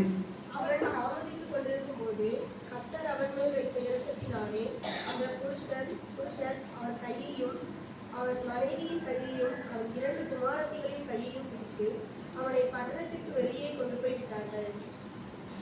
அவன் தாமதித்துக் கொண்டிருக்கும் பொழுது, இங்க பாருங்க, லோத்து அந்த சோதம் குமாரனை தெரிந்து கொண்டு அங்க இருக்கிறார். ஆபிரகாம் வேறொரு இடத்துல இருக்கிறார், லோத்து இன்னொரு இடத்துல இருக்கிறார். இப்போ சோதம் குமாரா அழிக்கப்பட நியமிக்கப்பட்டிருக்கிறது. இந்த செய்தி ஆபிரகாமுக்கு அறிவிக்கப்படுகிறது ஆண்டவர் சொல்றார், நான் எப்படி ஆபிரகாமுக்கு இதை மறைப்பேன்? இந்த சோதம் குமாராவை அழிக்க போறேன். இங்குள்ள பாவம் ஜனங்களுடைய கூக்குரல் என்னுடைய சமூகத்தை எட்டினது, நான் அழிக்க போறேன். ஆனாலும் ஆபிரகாமின் நிமித்தம் அவனை நினைத்து லோத்துவை ஆண்டவர் அழிக்காமல் இருந்தார். லோத்துவுக்கு ஆண்டவருடைய கண்களிலே கிருபை கிடைத்தது. ஆதியாகமம் 19:19 பார்க்கும் பொழுது அவங்க மேல வச்ச கிருபையினாலே என்று எழுதப்பட்டிருக்கிறது. வாசிக்கலாம். 19:19. உமது கண்களில் உமது அடியேனுக்கு கிருபை கிடைத்தது. என் பிராணனை காக்க தேவரீர் எனக்கு செய்த கிருபையை பெரிதாக விளங்கப்படுத்தி மலைக்கு ஓடி போக என்னால் முடியாது. தீங்கு என்னை தொடரும், நான் மரித்து போவேன். என் அன்பு தேவனுடைய பிள்ளைகளே, அவனுக்கு கிருபை கிடைத்தது. எதனால கிருபை கிடைத்தது அப்படின்னு பார்த்தீங்கன்னா, இந்த ஆபிரகாமின் நிமித்தம் அந்த கிருபை அவனுக்கு கொடுக்கப்படுகிறது. இந்த லோத்தினுடைய பட்டணங்களை ஆண்டவர் கிருபையாக ஆபிரகாமை நினைத்து இந்த பட்டணங்களை சோதோம் குமாராவை அழிக்கும் பொழுது இவங்களை தப்புவித்து வெளியே கொண்டு வருவதை பார்க்கிறோம். அவ்வளவு ஒரு கிருபையை ஆபிரகாமின் நிமித்தம் இந்த லோத்து பெற்றுக்கொண்டார். லோத்துவுக்கு ஆண்டவருடைய கண்களில் கிருபை கிடைக்கிறது. அதைத்தான் சொல்றார். அப்போ இந்த சோதோம் குமாராவை அழிக்க தீர்மானித்து அந்த பட்டணத்தை விட்டு வெளியே கொண்டு வருவதற்கு முயலுகிறார்கள் தேவ தூதர்கள். ஒரு பட்டணம், ஒரு பகுதி அழிக்கப்படும் பொழுது இது இந்த அழிவுக்கு பாத்திரமா இருக்கிறதா என்று சொல்லி பரலோகத்திலிருந்து ஒரு டீம் அனுப்பப்பட்டு சர்வே பண்ணப்பட்டு ஆண்டவர் அது சரியான்னு பார்த்து தான் அதை அழிவுக்கு நியமிக்கிறார். இன்னைக்கு தேசங்கள்ல நிறைய இடங்கள்ல அழிவுகள் நடைபெறுகிறது. வெள்ளம் வருது, கனமழை வருகிறது, அக்கினி, தீ, இன்னைக்கு பல இடங்கள்ல காட்டு தீ, இப்படிலாம் அழிவு வருது. இதெல்லாம் அந்த இடங்கள்ல பாவங்கள் பெருக்கெடுக்கும் பொழுதுதான் இந்த இடம் அழிவுக்கு நியமிக்கப்படுகிறது. அழிவுக்கு அழிக்கப்பட நியமிக்கப்படும் பொழுது அங்க முதலாவது வந்து பார்க்கறாங்க, இதெல்லாம் ஏற்கனவே வந்த அந்த கூக்குரல் நிமித்தம் வந்ததெல்லாம் கரெக்டு தானா, இது அழிவுக்கு பாத்திரமா அப்படின்னு பார்க்க வரும் பொழுதுதான் இந்த லோத்து என்கிற ஒரே ஒரு மனித நீதிமானங்க இருக்கிறான். இவனுக்கு ஆபிரகாம் நிமித்தம் கிருபை கிடைக்கிறது. இந்த கிருபையினாலே அங்க அந்த தேவ தூதர்கள் என்ன செய்யறாங்க, அவனையும் அவனுடைய மனைவி கொடுத்திருக்கிற அந்த பிள்ளைகள் 2 பேரையும் இழுத்து வெளியில கொண்டு வரணும்னு சொல்லி அந்த நினைக்கும் பொழுதுதான் அவங்க தாமதிச்சுக்கிட்டு இருக்காங்க. ஏன்னா அவங்களுக்கு அந்த இடத்தை விட்டு அவ்வளவு பாவம் நிறைந்த இடம். ஆனா அந்த உலகத்தை விட்டு லோத்துவினுடைய மனைவிக்கு வர மனசு இல்லை. அவ அந்த உலகத்தை திரும்பி பார்க்குறா. ஐயோ, இன்னைக்கு கூட நீங்க போனீங்கன்னா இஸ்ரேல் தேசத்துல அந்த கந்தக பூமி, கந்தகத்தை வர்ணிச்சு ஆண்டவர் அழித்திருக்கிறார். அந்த இடத்துக்குள்ள போனோடனே சல்ஃபர் வாசம் அப்படி அடிக்கும், கந்தக வாடை அடிக்கும். இப்போ கூட அந்த அந்த தூண் இருக்கிறது, அந்த உப்பு தூண் இருக்கிறது. லோத்தின் மனைவி உப்பு தூணாக மாறினாள். ஏன்னா அப்படி உலகத்தை திரும்பி பார்த்தா, ஐயோ நம்ம இந்த இடத்தை விட்டு போறோமா, ஐயோ நம்ம இதெல்லாம் விதைச்சோமே, இதெல்லாம் செஞ்சோமே, ஆண்டவர் அழிக்க போறேன்ட்டாரு, இனிமே என்ன பின்ன என்ன. நம்ம நிறைய பேர் இப்படிதான் இருக்கிறோம். ஆண்டவருடைய வருகை வந்தா நம்முடைய சிந்தையெல்லாம் உலகத்தின் மேலேயும் உலகத்துல ஆண்டவர் கொடுத்திருக்கிற ஆசீர்வாதங்கள் மேலேயும் இருந்தா பரலோகத்துக்கு போக முடியாது, வருகையில போக முடியாது. நான் ஒன்னே ஒன்று சொல்றேன், நம்ம எவ்வளவு பெரிய வீட்டுல இருந்தாலும் நாம் இருக்கிற வீடு வாடகை வீடு தான். நாம இருக்கிற வீடு பூமிக்குரிய கூடாரம் வாடகை வீடு தான். ஹல்லேலூயா. எவ்வளோ பெரிய வீடு இருந்தாலும் அது வாடகை வீடு தான். நம்ம போக போற ஒரு பெர்மனன்ட் வீடு பரலோகம். ஹல்லேலூயா. அங்கதான் நம்முடைய நற்கிரியைக்கும் நம்ம சம்பாதித்த ஆத்மாக்களுக்கும் வீடு கட்டப்பட்டு கொண்டு இருக்கிறது. ஹல்லேலூயா. அங்கதான் பெரிய வீடு கட்டணும். ஹல்லேலூயா. இங்கே கொடுத்திருக்கிற வீடை நம்ம விட்டுட்டு தான் போகணும், விட்டுட்டு தான் போக முடியும். இப்ப நம்ம இருக்கும் போதே நம்ம சிந்தை அது மேல இருக்கக்கூடாது. இதெல்லாம் ஆண்டவர் கொடுத்திருக்கிறார். உலகத்துல இருக்கிற வரைக்கும் தான் இருக்க முடியும். எவ்வளவு பெரிய ஐஸ்வர்யவானாலும் கெட்டின வீட்டை தூக்கிட்டு போக முடியுமா? தூக்கிட்டு போக முடியாது. காரை தூக்கிட்டு போக முடியுமா? முடியாது. இதெல்லாம் விட்டுட்டு தான் போகணும். நம்ம கூட வர்றது என்னது தெரியுமா? நம்ம சம்பாதித்த ஆத்துமாக்கள், நம்ம செய்த நற்கிரியைகள் நம்மோடு கூட வருகிறது. ஹல்லேலூயா. அவனவனுக்கு நான் அளிக்கும் பலன் என்னோடு கூட வருகிறது. ஹல்லேலூயா. அப்போ ஆண்டவர் நமக்கு கொடுத்திருக்கிற ஆசீர்வாதங்கள் மேல நம்ம சிந்தை இருக்கக்கூடாது. கணவனாலும் சரி, மனைவியானாலும் சரி, பிள்ளைகள் ஆனாலும் சரி, எப்போ நம்ம ஆண்டவர்கிட்ட போனாலும் ரெடியா இருக்கணும். நம்முடைய பற்றங்க இருக்கக்கூடாது. இதெல்லாம் கர்த்தர் உலக பிரகாரமா கொடுத்திருக்கிறார். ஆனா சிந்தை அது மேல இருக்கக்கூடாது. உங்களுக்கே அது புரியும் சொல்லி நான் நினைக்கிறேன். நம்முடைய பாசம் அது மேல இருக்கக்கூடாது. ஒருவன் என்னை விட தன்னுடைய கணவனையாவது மனைவியாவது பிள்ளைகளையாவது பெற்றோரையாவது நேசித்தால் எனக்கு பாத்திரம் இல்லை அப்படின்னா வெறுக்கணும்னு அர்த்தமா? வெறுக்கிறது இல்லை. இதெல்லாம் நமக்கு கொடுக்கப்பட்டிருக்குது. இவங்க செய்ய வேண்டிய கடமையை செய்யணும், அன்பு செலுத்துக்கிறோம், காரியம் செய்யறோம். ஆனா பரலோகத்துக்கு போகணும் அப்படின்னா அவங்களுக்கும் நமக்கும் இடையில, ஆண்டவருக்கும் நமக்கு இடையில அவங்க வந்துடக்கூடாது. ஹல்லேலூயா. அங்கதான் நிறைய பேர் தப்பு பண்றோம். கணவனை விட ஆண்டவரை நேசிக்கணும், மனைவியை விட ஆண்டவரை நேசிக்கணும், பிள்ளைகளை விட ஆண்டவரை நேசிக்கணும், பெற்றோரை விட ஆண்டவரை நேசிக்கணும். ஆண்டவருக்கும் நமக்கு இடையில உலகத்தின் எந்த காரியம் வரக்கூடாது. ஹல்லேலூயா. அப்படி வந்துட்டுனாதான் இந்த லோத்தின் மனைவி அங்கதான் தப்பு பண்ணிட்டா. என் அன்பு தேவனுடைய பிள்ளைகளுக்கு கிருபை கிடைச்சது உண்மைதான், லோத்துக்கு கிருபை கிடைச்சது உண்மைதான். அந்த அழிவிலிருந்து விலக்கப்படுவதற்கு வெளியே இழுத்து கொண்டு வரப்பட்டது உண்மைதான். ஆனா சிந்தை எங்க இருந்தது? சோதோம் மேல இருந்ததே. சிந்தை சோதோம் மேல இருந்ததுனால என்னாச்சு? ஆண்டவர் பின்னிட்டு பாராதேன்னு சொன்னார். பார்த்து உப்பு தூணாக மாறினார். அவருடைய பிள்ளைகள் பாருங்க, மோவா புத்திரர் எவ்வளோ ஒரு மோசமான சூழ்நிலை நேரிடுகிறது. அவருடைய சந்ததி எப்படி இருக்கிறது பாருங்க. ஒரு மனுஷனுடைய கீழ்ப்படிதலினாலே ஆசீர்வாதம் உண்டாகிறது, கிருபை கிடைக்கிறது. அதே நேரத்துல ஒரே மனுஷனுடைய கீழ்ப்படியாமையினாலே பாவமும் உண்டாகிருக்கிறது பூமியில. நம்ம இன்னைக்கு எப்படி இருக்கிறோம்? அன்றைக்கு ஆதாம் ஏவாளை கர்த்தர் உருவாக்கி பலுகி பெருகும்படி ஆண்டு கொண்டு ஆசீர்வதிக்க கர்த்தர் வைத்தார். ஏவாள் என்ன பண்ணா? தானா ஒரு டெசிஷன் எடுத்தா. அவளா ஒரு முடிவெடுத்து தன்னுடைய கணவன்ட்டையும் கேட்காம கர்த்தர் சொன்ன வார்த்தைக்கும் கீழ்ப்படியாம போனபடினாலே பாவம் உலகத்துக்குள் கடந்து வந்தது. ஏவாள் என்ன செஞ்சிருக்கலாம்? அந்த பிசாசு வந்து சோதிக்கிறான். இந்த விருட்சத்தின் இந்த தோட்டத்தில் உள்ள எல்லா கனியும் புசிக்கலாம்னு சொல்லி ஆண்டவர் சொல்லியிருக்கிறார் தானே? ஆமா, சொல்லியிருக்கிறார். இந்த நடு விருட்சத்தினுடைய கனியை மட்டும் ஏன் புசிக்க கூடாது சொல்லியிருக்கிறாரோ? ஆமா, சொல்லியிருக்கிறார். இதை சாப்பிட்டா நாங்க சாகவே சாவோம் என்று சொல்லியிருக்கிறார். அப்போ ஏவாள் சொல்லியிருக்கணும் அந்த வார்த்தையை. பிசாசு அதுக்கு பதில் சொல்ற, இல்ல நீங்க சாக மாட்டீங்க, நீங்க உயிரோடு இருப்பீங்க, தேவர்களை போல் மாறுவீர்கள் என்று சொன்ன உடனே பரவாயில்ல, இருந்துட்டு போகுது, கர்த்தர் சொன்ன மாதிரிதான் நாங்க இருப்போம்னு சொல்லி இருந்திருக்கலாம். ஆனா அப்படியா? நாங்க எங்களுடைய கண்கள் திறக்கப்படுமா, நாங்க தேவர்களை போல் மாறுவோமா அப்படின்னு சொல்லிட்டு அவளே டெசிஷன் எடுத்து உடனே தானும் சாப்பிட்டுட்டான். ஆனா ஒண்ணு, அவ கணவன்கிட்ட போய் கன்சல்ட் பண்ணியிருந்தா ஆதாம் தடுத்து நிறுத்திருப்பார். ஒருவேளை கர்த்தர் சொல்லியிருக்கா நம்ம சாப்பிடக்கூடாது அப்படின்னு சொல்லி. அவ கணவன்கிட்டையும் கன்சல்ட் பண்ணல. ரெண்டாவது என்ன செஞ்சா? தானும் சாப்பிட்டு கணவனையும் பாவம் செய்ய வச்சுட்டா. தான் கீழ்ப்படியாம போனது காணாதுன்னு கணவனையும் கீழ்ப்படியாமல் போக பண்ணினா பாவம் உலகத்தில் வருவதற்கு காரணமா இருந்தா. இன்னைக்கு நிறைய பெண்கள் எப்படி இருக்காங்க தெரியுமா? தானும் தப்பு பண்ணி கணவனையும் தப்பு பண்ண வைக்கிறாங்க. நம்முடைய கணவன் தவறு செய்யும் பொழுது அவங்களை சுட்டி காட்டினா அனனியா சப்ரால் அன்னைக்கு 2 பேரும் சேர்ந்து மடிந்து போனது போல ஒரு சம்பவம் நேரிடாது. நம்ம கணவன் செய்யற தப்புக்கு உடந்தையா இருந்தோம்னா 2 பேரும் சேர்ந்து பாதாளத்துக்கு போக முடியும். என் அன்பு தேவனுடைய பிள்ளைகளே, நம்முடைய வாழ்க்கையில நாம் பாவம் செய்வதற்கு உடந்தையா இருக்கக்கூடாது. கணவனுடைய பணம் சரியா வருதான்னு சொல்லி கருத்தா இருக்கணும். நம்ம குறுக்கு வழியில பணம் வந்தா இந்த பணம் நமக்கு வேண்டாம்னு சொல்லணும். ஆடம்பர வாழ்க்கைக்கு நல்லா இருக்குன்னு சொல்லி அனுபவிச்சிங்கன்னு வச்சுக்கோங்களேன், 2 பேரும் சேர்ந்து ஒரு நாள் நம்ம கம்பி எண்ண வேண்டியதாயிடும்.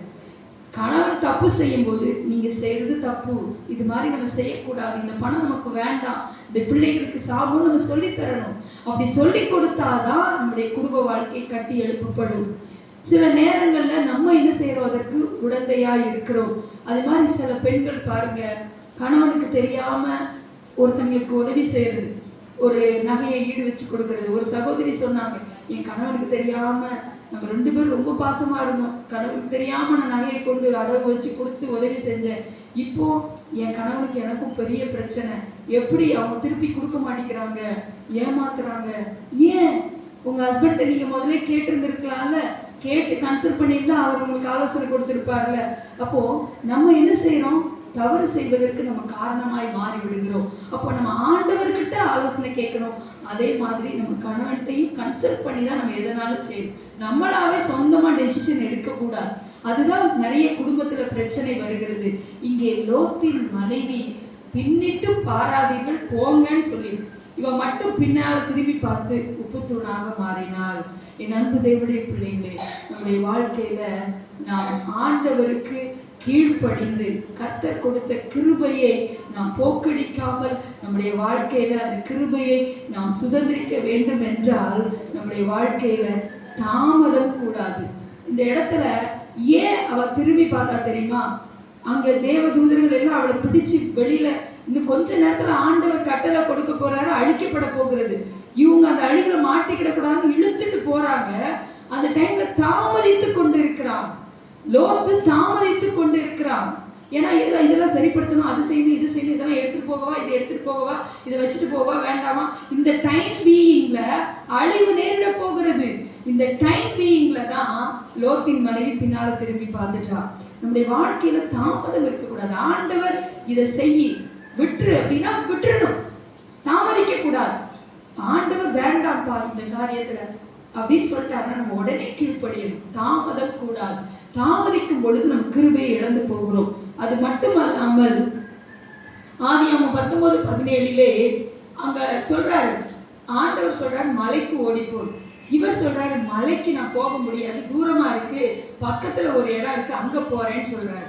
அப்போ ஆண்டவர் ஒண்ணு சொல்றாரு, இவருக்கு இவருடைய விருப்பத்தின்படி இங்க வேண்டாம் ஆண்டவரே, அங்க போறேன். ஒருவேளை அந்த மலைக்கு போயிருந்தா கூட அவருடைய பிள்ளைகள் பாதுகாக்கப்பட்டிருக்கலாம், தப்பு வைக்கப்பட்டிருக்கலாம், ஆண்டுடைய சித்தப்படி அங்க போயிருந்தா பாதுகாக்கப்பட்டிருக்கலாம். ஆனா பக்கத்துல இருக்கிற ஊருக்கு போனதுனால என்ன நடந்ததுன்னு நமக்கு தெரியும். என் அன்பு தேவனுடைய பிள்ளைகளை அவருடைய சந்ததியே பாதிக்கப்பட்டது. அப்போ ஆண்டவர் ஒரு காரியம் சொல்றாருன்னா, சரி ஆண்டவரே அங்க போக சொல்றீங்களா, ஓகே அப்படின்னு சொல்லிடணும். இப்போ கீழ்ப்படியாமை வரும் பொழுது நாம் ஆண்டவர் கொடுத்த கிருபையை நாம் இழந்து போகிறோம். அது மட்டுமல்ல, கடைசியாக அவருடைய மனைவி பின்னிட்டு பார்த்து உப்பு தூணாக மாறினாள். 19:26 வாசிக்கிறோம்.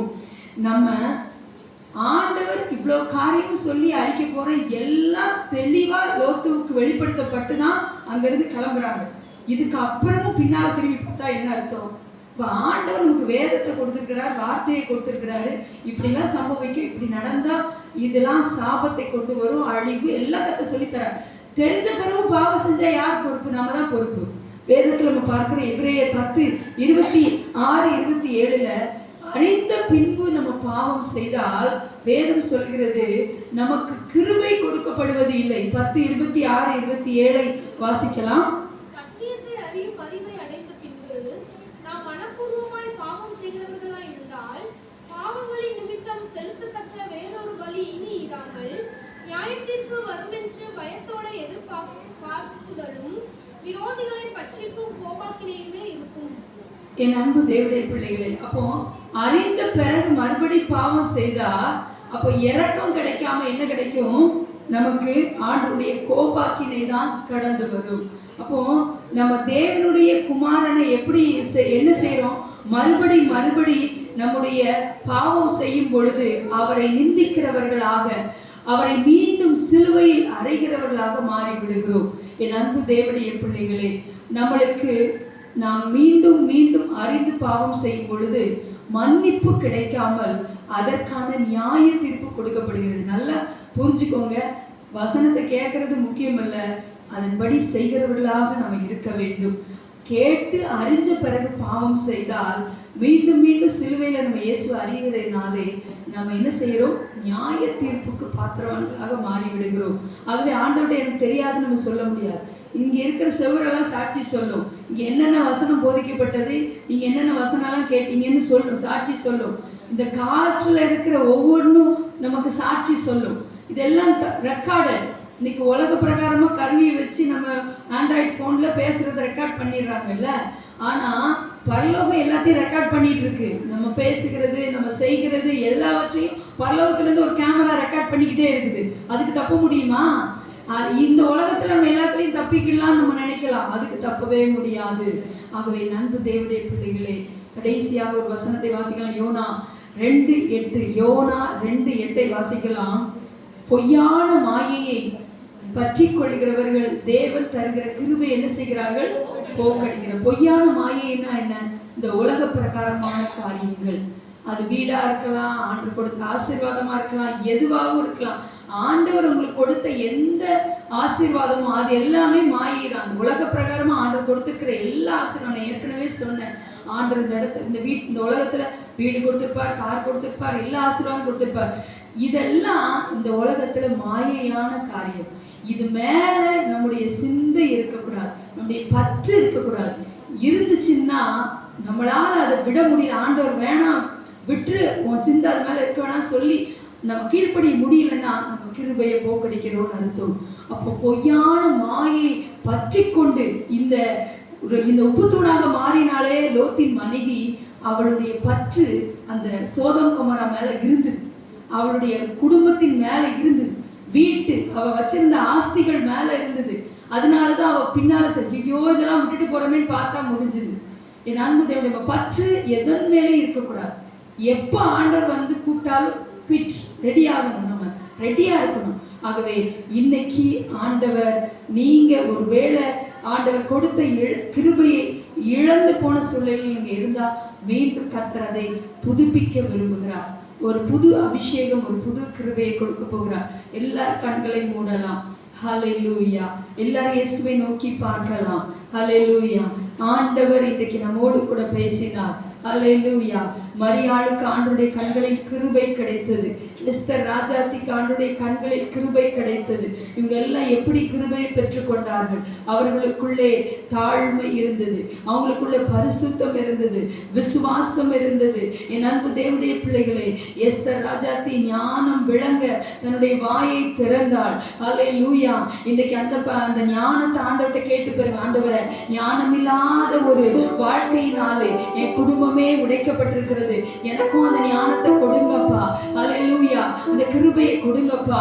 நான் இனிமே ஆண்டவரே தகப்பனே கிருபையை போக்கடிக்கிறவளா இருக்க மாட்டேன். ஆண்டவரே சொல்லுங்க சொல்லுங்க சொல்லுங்க. எல்லாரும் கண்களை மூடலாம் ஒரு சில நிமிடங்கள். இந்த இறுதி நேரத்துல உங்களை கொண்டு ஆண்டவர் ஹல்லேலூயா உங்க குடும்பத்தை கட்டி எழுப்ப விரும்புகிறார். புத்தியுள்ள ஸ்திரீ தன் வீட்டை கட்டுகிறார், புத்தி இல்லாதவளோ தன்னுடைய கரங்களினால் அதை எடுத்து போடுகிறார். என் அன்பு தேவனுடைய பிள்ளைகளே, ஆண்டவர் இவ்வளவு நேரம் உங்களோடு பேசினார். நோவாவுக்கு கர்த்தருடைய கண்களில் கிருபை கிடைத்தது. உத்தமனாய் இருந்த, நீதிமானாய் இருந்த, தேவனோடு சஞ்சரித்துக் கொண்டிருந்த அவனுக்கு கர்த்தருடைய கிருபை கிடைத்தது. ஹல்லேலூயா. ஆண்டவரோடு செலவழிக்கிற நேரத்தை கூட்டுங்க. ஹல்லேலூயா. மனிதர்களோடு செலவழிக்கிற நேரத்தை குறைங்க, கர்த்தரோடு செலவழிக்கிற நேரத்தை கூட்டுங்க. ஹல்லேலூயா. உங்க நிமித்தம் உங்க குடும்பம் பாதுகாக்கப்படும், உங்க நிமித்தம் உங்க திருச்சபை ஆசீர்வதிக்கப்படும், உங்க நிமித்தம் தேசம் ஆசீர்வதிக்கப்படணும். ஹல்லேலூயா. நீங்க ஜெபிக்க ஆரம்பிச்சிட்டீங்கன்னா ஹல்லேலூயா, உங்களுக்கு தெரியாம ஆண்டவர் குடும்பத்துல எதையும் செய்ய மாட்டார். ஹல்லேலூயா. தேசத்துல எதையும் செய்ய மாட்டார். உங்க கூட பேசுவார். ஹல்லேலூயா. ஆண்டவர்கிட்ட கேளுங்க, கேளுங்க, கேளுங்க. ஆண்டவரே ஒரு கிருபையை தாங்கப்பா. உங்க கண்களை எனக்கு எப்போ கிருபை கிடைக்கணும் ஆண்டவரே, உங்க கிருபை எனக்கு வேணும் ஆண்டவரே. ஆண்டவர்கிட்ட கேளுங்க. ஹல்லேலூயா, ஹல்லேலூயா. Thank you Lord, thank you Lord, thank you Lord. ஆண்டவரிடத்துல கேட்கலாமா? Thank you Lord, thank you Lord. ஹல்லேலூயா. லோத்துவை போல பெற்றுக்கொண்ட கிருபையை இழந்து போன லோத்தின் மனைவியை போல நம்ம இருக்கக்கூடாது. ஹல்லேலூயா. மரியாளை போல கிருபையை பெற்றுக்கொண்டு ஹல்லேலூயா ஒரு தேவகுமாரனை இந்த உலகத்திலே ரட்சிப்பை கொண்டு வருவதற்கு காரணமாய் இருந்தாலே அந்த கிருபை எவ்வளவு பெரிய கிருபை பாருங்க. ஹல்லேலூயா. ஒரு எஸ்தர் ராஜாத்தியினாலே அவ பெற்றுக்கொண்ட கிருபையினாலே யூத குலமே மீட்கப்பட்டதே. ஹல்லேலூயா. Thank you Lord. தேசத்தின் பெண்களுக்காக திறப்பிலே நின்று ஜெபிக்க அர்ப்பணிப்போம். ஹல்லேலூயா, ஹல்லேலூயா. Thank you Lord, thank you Lord.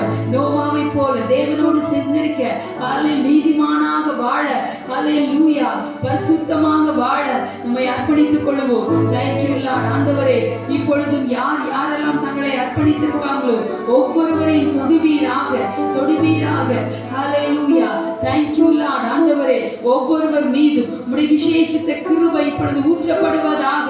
ஆண்டவரே, உம்முடைய வல்லமை ஊற்றப்படுவதாக. ஆண்டவரே, உம்முடைய வல்லமை இப்பொழுது ஊற்றப்படுவதாக. ஒவ்வொருவர் மீதும் உம்முடைய விசேஷித்த கிருபையின் அபிஷேகம் ஊற்றப்படுவதாக. பெற்றுக்கொள்ளுங்கள் அபிஷேகத்தை, பெற்றுக்கொள்ளுங்கள் அபிஷேகத்தை. ஆண்டவர் தருகிற கிருபையை பெற்றுக்கொள்ளுங்கள். ஹல்லேலூயா. ஆண்டவரே, யாரெல்லாம் தங்களை அர்ப்பணித்திருக்கிறாங்களோ ஆண்டவரே கிருபையை, ஆண்டவரே தகப்பனே, நான் இதுவரைக்கும் ஹல்லேலூயா போக்கடித்து விட்டேன், இனிமே நான் ஆண்டவரே தகப்பனே நான் அப்படி இருக்க மாட்டேன்னு சொல்லி யாரெல்லாம் அர்ப்பணித்துக் கொள்கிறார்களோ ஒவ்வொருவர் மீது கர்த்தருடைய அபிஷேகம் ஊற்றப்படுவதாக. ஆண்டவரே thank you Lord, thank you Lord. ரீபா லதரா உஷிகா மராலா துரியாக்கரா லேவேதி ரியாக்கா ரபோலதி ரத்தரா ரீபா லதோரி காரே வீதரோ ஷிகா மராலதரா ரியாக்கா ரபோலதி ரத்தரா ரியாக்கா ரபோலதி ரத்தரா. என் அன்பு சகோதரியே, நீங்க கீழ்ப்படிஞ்சீங்கன்னா உங்க மூலமா உங்க குடும்பத்தை ஆண்டவர் கட்டி எழுப்ப விரும்புகிறார். ஹல்லேலூயா. விழுந்து போயிருக்கிற உங்க கூடாரம் மீண்டும் கட்டி எழுப்பப்படும். ஹல்லேலூயா. நீங்க கீழ்ப்படிஞ்சு பாருங்க, நீங்க கீழ்ப்படிஞ்சு பாருங்க. Thank you Lord, thank you Lord. நன்றி அப்பா. ஹல்லேலூயா, ஹல்லேலூயா. உங்க வாழ்க்கையில காணப்படுகிற பரிசுத்த குலைச்சலை கர்த்தர் இந்த நாள்ல மாற்ற விரும்புகிறார். ஹல்லேலூயா. ஏதோ நான் அறியாம செஞ்சுட்டேன், இனிமே நான் ஆண்டவர் சொல்லுகிற இந்த நபரோடு நான் பேச மாட்டேன்னு சொல்லி ஆண்டவர்கிட்ட நீங்க ஒப்பு கொடுங்க. ஹல்லேலூயா. அந்த தவறான உறவு வேண்டாம். ஹல்லேலூயா. இந்த தவறான உறவு வேண்டாம். ஹல்லேலூயா. உங்க குடும்பத்தை உடைத்து கொண்டிருக்கிற அந்த உறவு வேண்டாம். ஆண்டவர்கிட்ட சொல்லுங்க, மன்னிப்பு கேளுங்க. ஆண்டவரே, இனிமே நான் அங்க போக மாட்டேன். Thank you Jesus. Hallelujah. Thank you Lord. உங்க குடும்பத்தை ஆசீர்வதிக்க விரும்புகிறார். Thank you Lord. நன்றி அப்பா. ஒவ்வொருவரையும் தொடுவீராக, ஒவ்வொருவரையும் தொடுவீராக.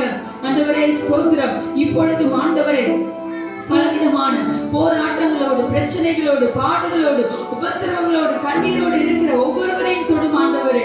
ஆண்டவரே குடும்பத்திலே ஆண்டவரே ஸ்தோத்திரம் அப்பா. ஆண்டவரே பலவிதமான பொருளாதார பிரச்சனை, கடன் பிரச்சனையிலே சிக்கி தவிக்கிற ஒவ்வொருவர் மீதும் கர்த்தருடைய ஆளுகை கடந்து வருவதாக. ஆண்டவரே, இந்த பொருளாதார பிரச்சனை மாறட்டும். ஆண்டவரே, பிள்ளைகளுடைய குறைவுகள் நிறைவாகட்டும். ஆண்டவரே தகப்பனே, திருமண தடைகள் மாறட்டும். ஆண்டவரே இயேசுவின் நாமத்தினால ஆண்டவரே பல ஆண்டுகளாக ஆண்டவரே தகப்பனே ஆண்டவரே காணப்பட்டு கொண்டிருக்கிற இந்த திருமண தடை இயேசுவின் நாமத்திலே மாறட்டும். ஆண்டவரே தகப்பனே, பலவிதமான பலவீனத்தினாலே ஆண்டவரே வியாதியின் பிடியிலே சிக்கி தவிக்கிற டாக்டர்களால் கைவிடப்பட்ட சூழ்நிலை இருக்கிற ஒவ்வொருவரையும் தொடுவீராக. இயேசுவின் நாமத்திலே ஆண்டவரே குணமளிக்கும் வல்லமை கடந்து சென்று ஒவ்வொருவரையும் சுகமாக்குவதாக என்று ஜெபிக்கிறேன். ஆண்டவரே தகப்பனே, சாத்தானுடைய கட்டுகளிலே குடும்பத்திலே கட்டப்பட்டிருக்கிறவர்கள் இருப்பார்களே, ஆனால் நசரேயனாகிய இயேசுவின் நாமத்தில் அவர்களை இப்பொழுது விடுதலையாக்கி ஜெபிக்கிறேன். ஆண்டவரே தகப்பனே ஒவ்வொருவரும் விடுவிக்கப்படட்டும். ஆண்டவரே ஸ்தோத்திரம். கர்ப்பத்தின் கனிக்காய் காத்திருக்கிற பிள்ளைகளுக்கு தடைகளை மாற்றி கர்ப்பத்தின் கனியை கொடுத்து குடும்பத்திலே ஆண்டவரே குழந்தை செல்வத்தை கொடுத்து ஆசீர்வதிக்க ஜெபிக்கிறேன். ஆண்டவரே ஸ்தோத்திரம் அப்பா. ஆண்டவரே தகப்பனே, வேலை வாய்ப்புக்காக காத்திருக்கிற பிள்ளைகளுக்கு வேலை வாய்ப்பை உண்டு பண்ணி தருவீராக என்று ஜெபிக்கிறேன். ஆண்டவரே தொழில் காரியங்களிலே காணப்படுகிற தடைகள் மாறட்டும். ஆண்டவரே பிள்ளைகளுடைய எல்லா தேவைகளும் சந்திக்கப்படட்டும். இன்றைக்கு இந்த இடத்துல வந்து இவ்வளவு நேரம் உங்க பாதத்துல காத்திருந்து ஆண்டவரே உடைய வார்த்தையை கேட்டு ஆண்டவரை ஜெபித்து ஆராதித்து தொழுது கொள்ள வந்த ஒருவர் கூட வெறுமனை திரும்ப கூடாதுப்பா. உங்க பாதத்துக்கு வந்த ஒருவர் கூட வெறுமனை திரும்ப கூடாதுப்பா. எல்லாரையும் நிறைவாக ஆசீர்வதித்து அனுப்ப ஜெபிக்கிறேன். உங்க கரத்துல அர்ப்பணிக்கிறேன். இந்த திருச்சபை இன்னும் வளர்ந்து பெருக, ஆத்துமாக்களால் நிரப்பப்பட, நிரம்பி வழிய இயேசுவின் நாமத்தில் ஜெபிக்கிறேன். ஆண்டவரே போதகர் மனைவி அவங்களுடைய குடும்பம் பிள்ளைகள் ஒவ்வொருவரையும் ஆசீர்வதிங்க. உடைய கரத்திலே தாழ்த்தி அர்ப்பணிக்கிறேன். மீட்பரும் இரட்சகருமாய் இருக்கிற இயேசு கிறிஸ்துவின் இன்ப இனிய நாமத்தில் ஜெபிக்கிறேன்.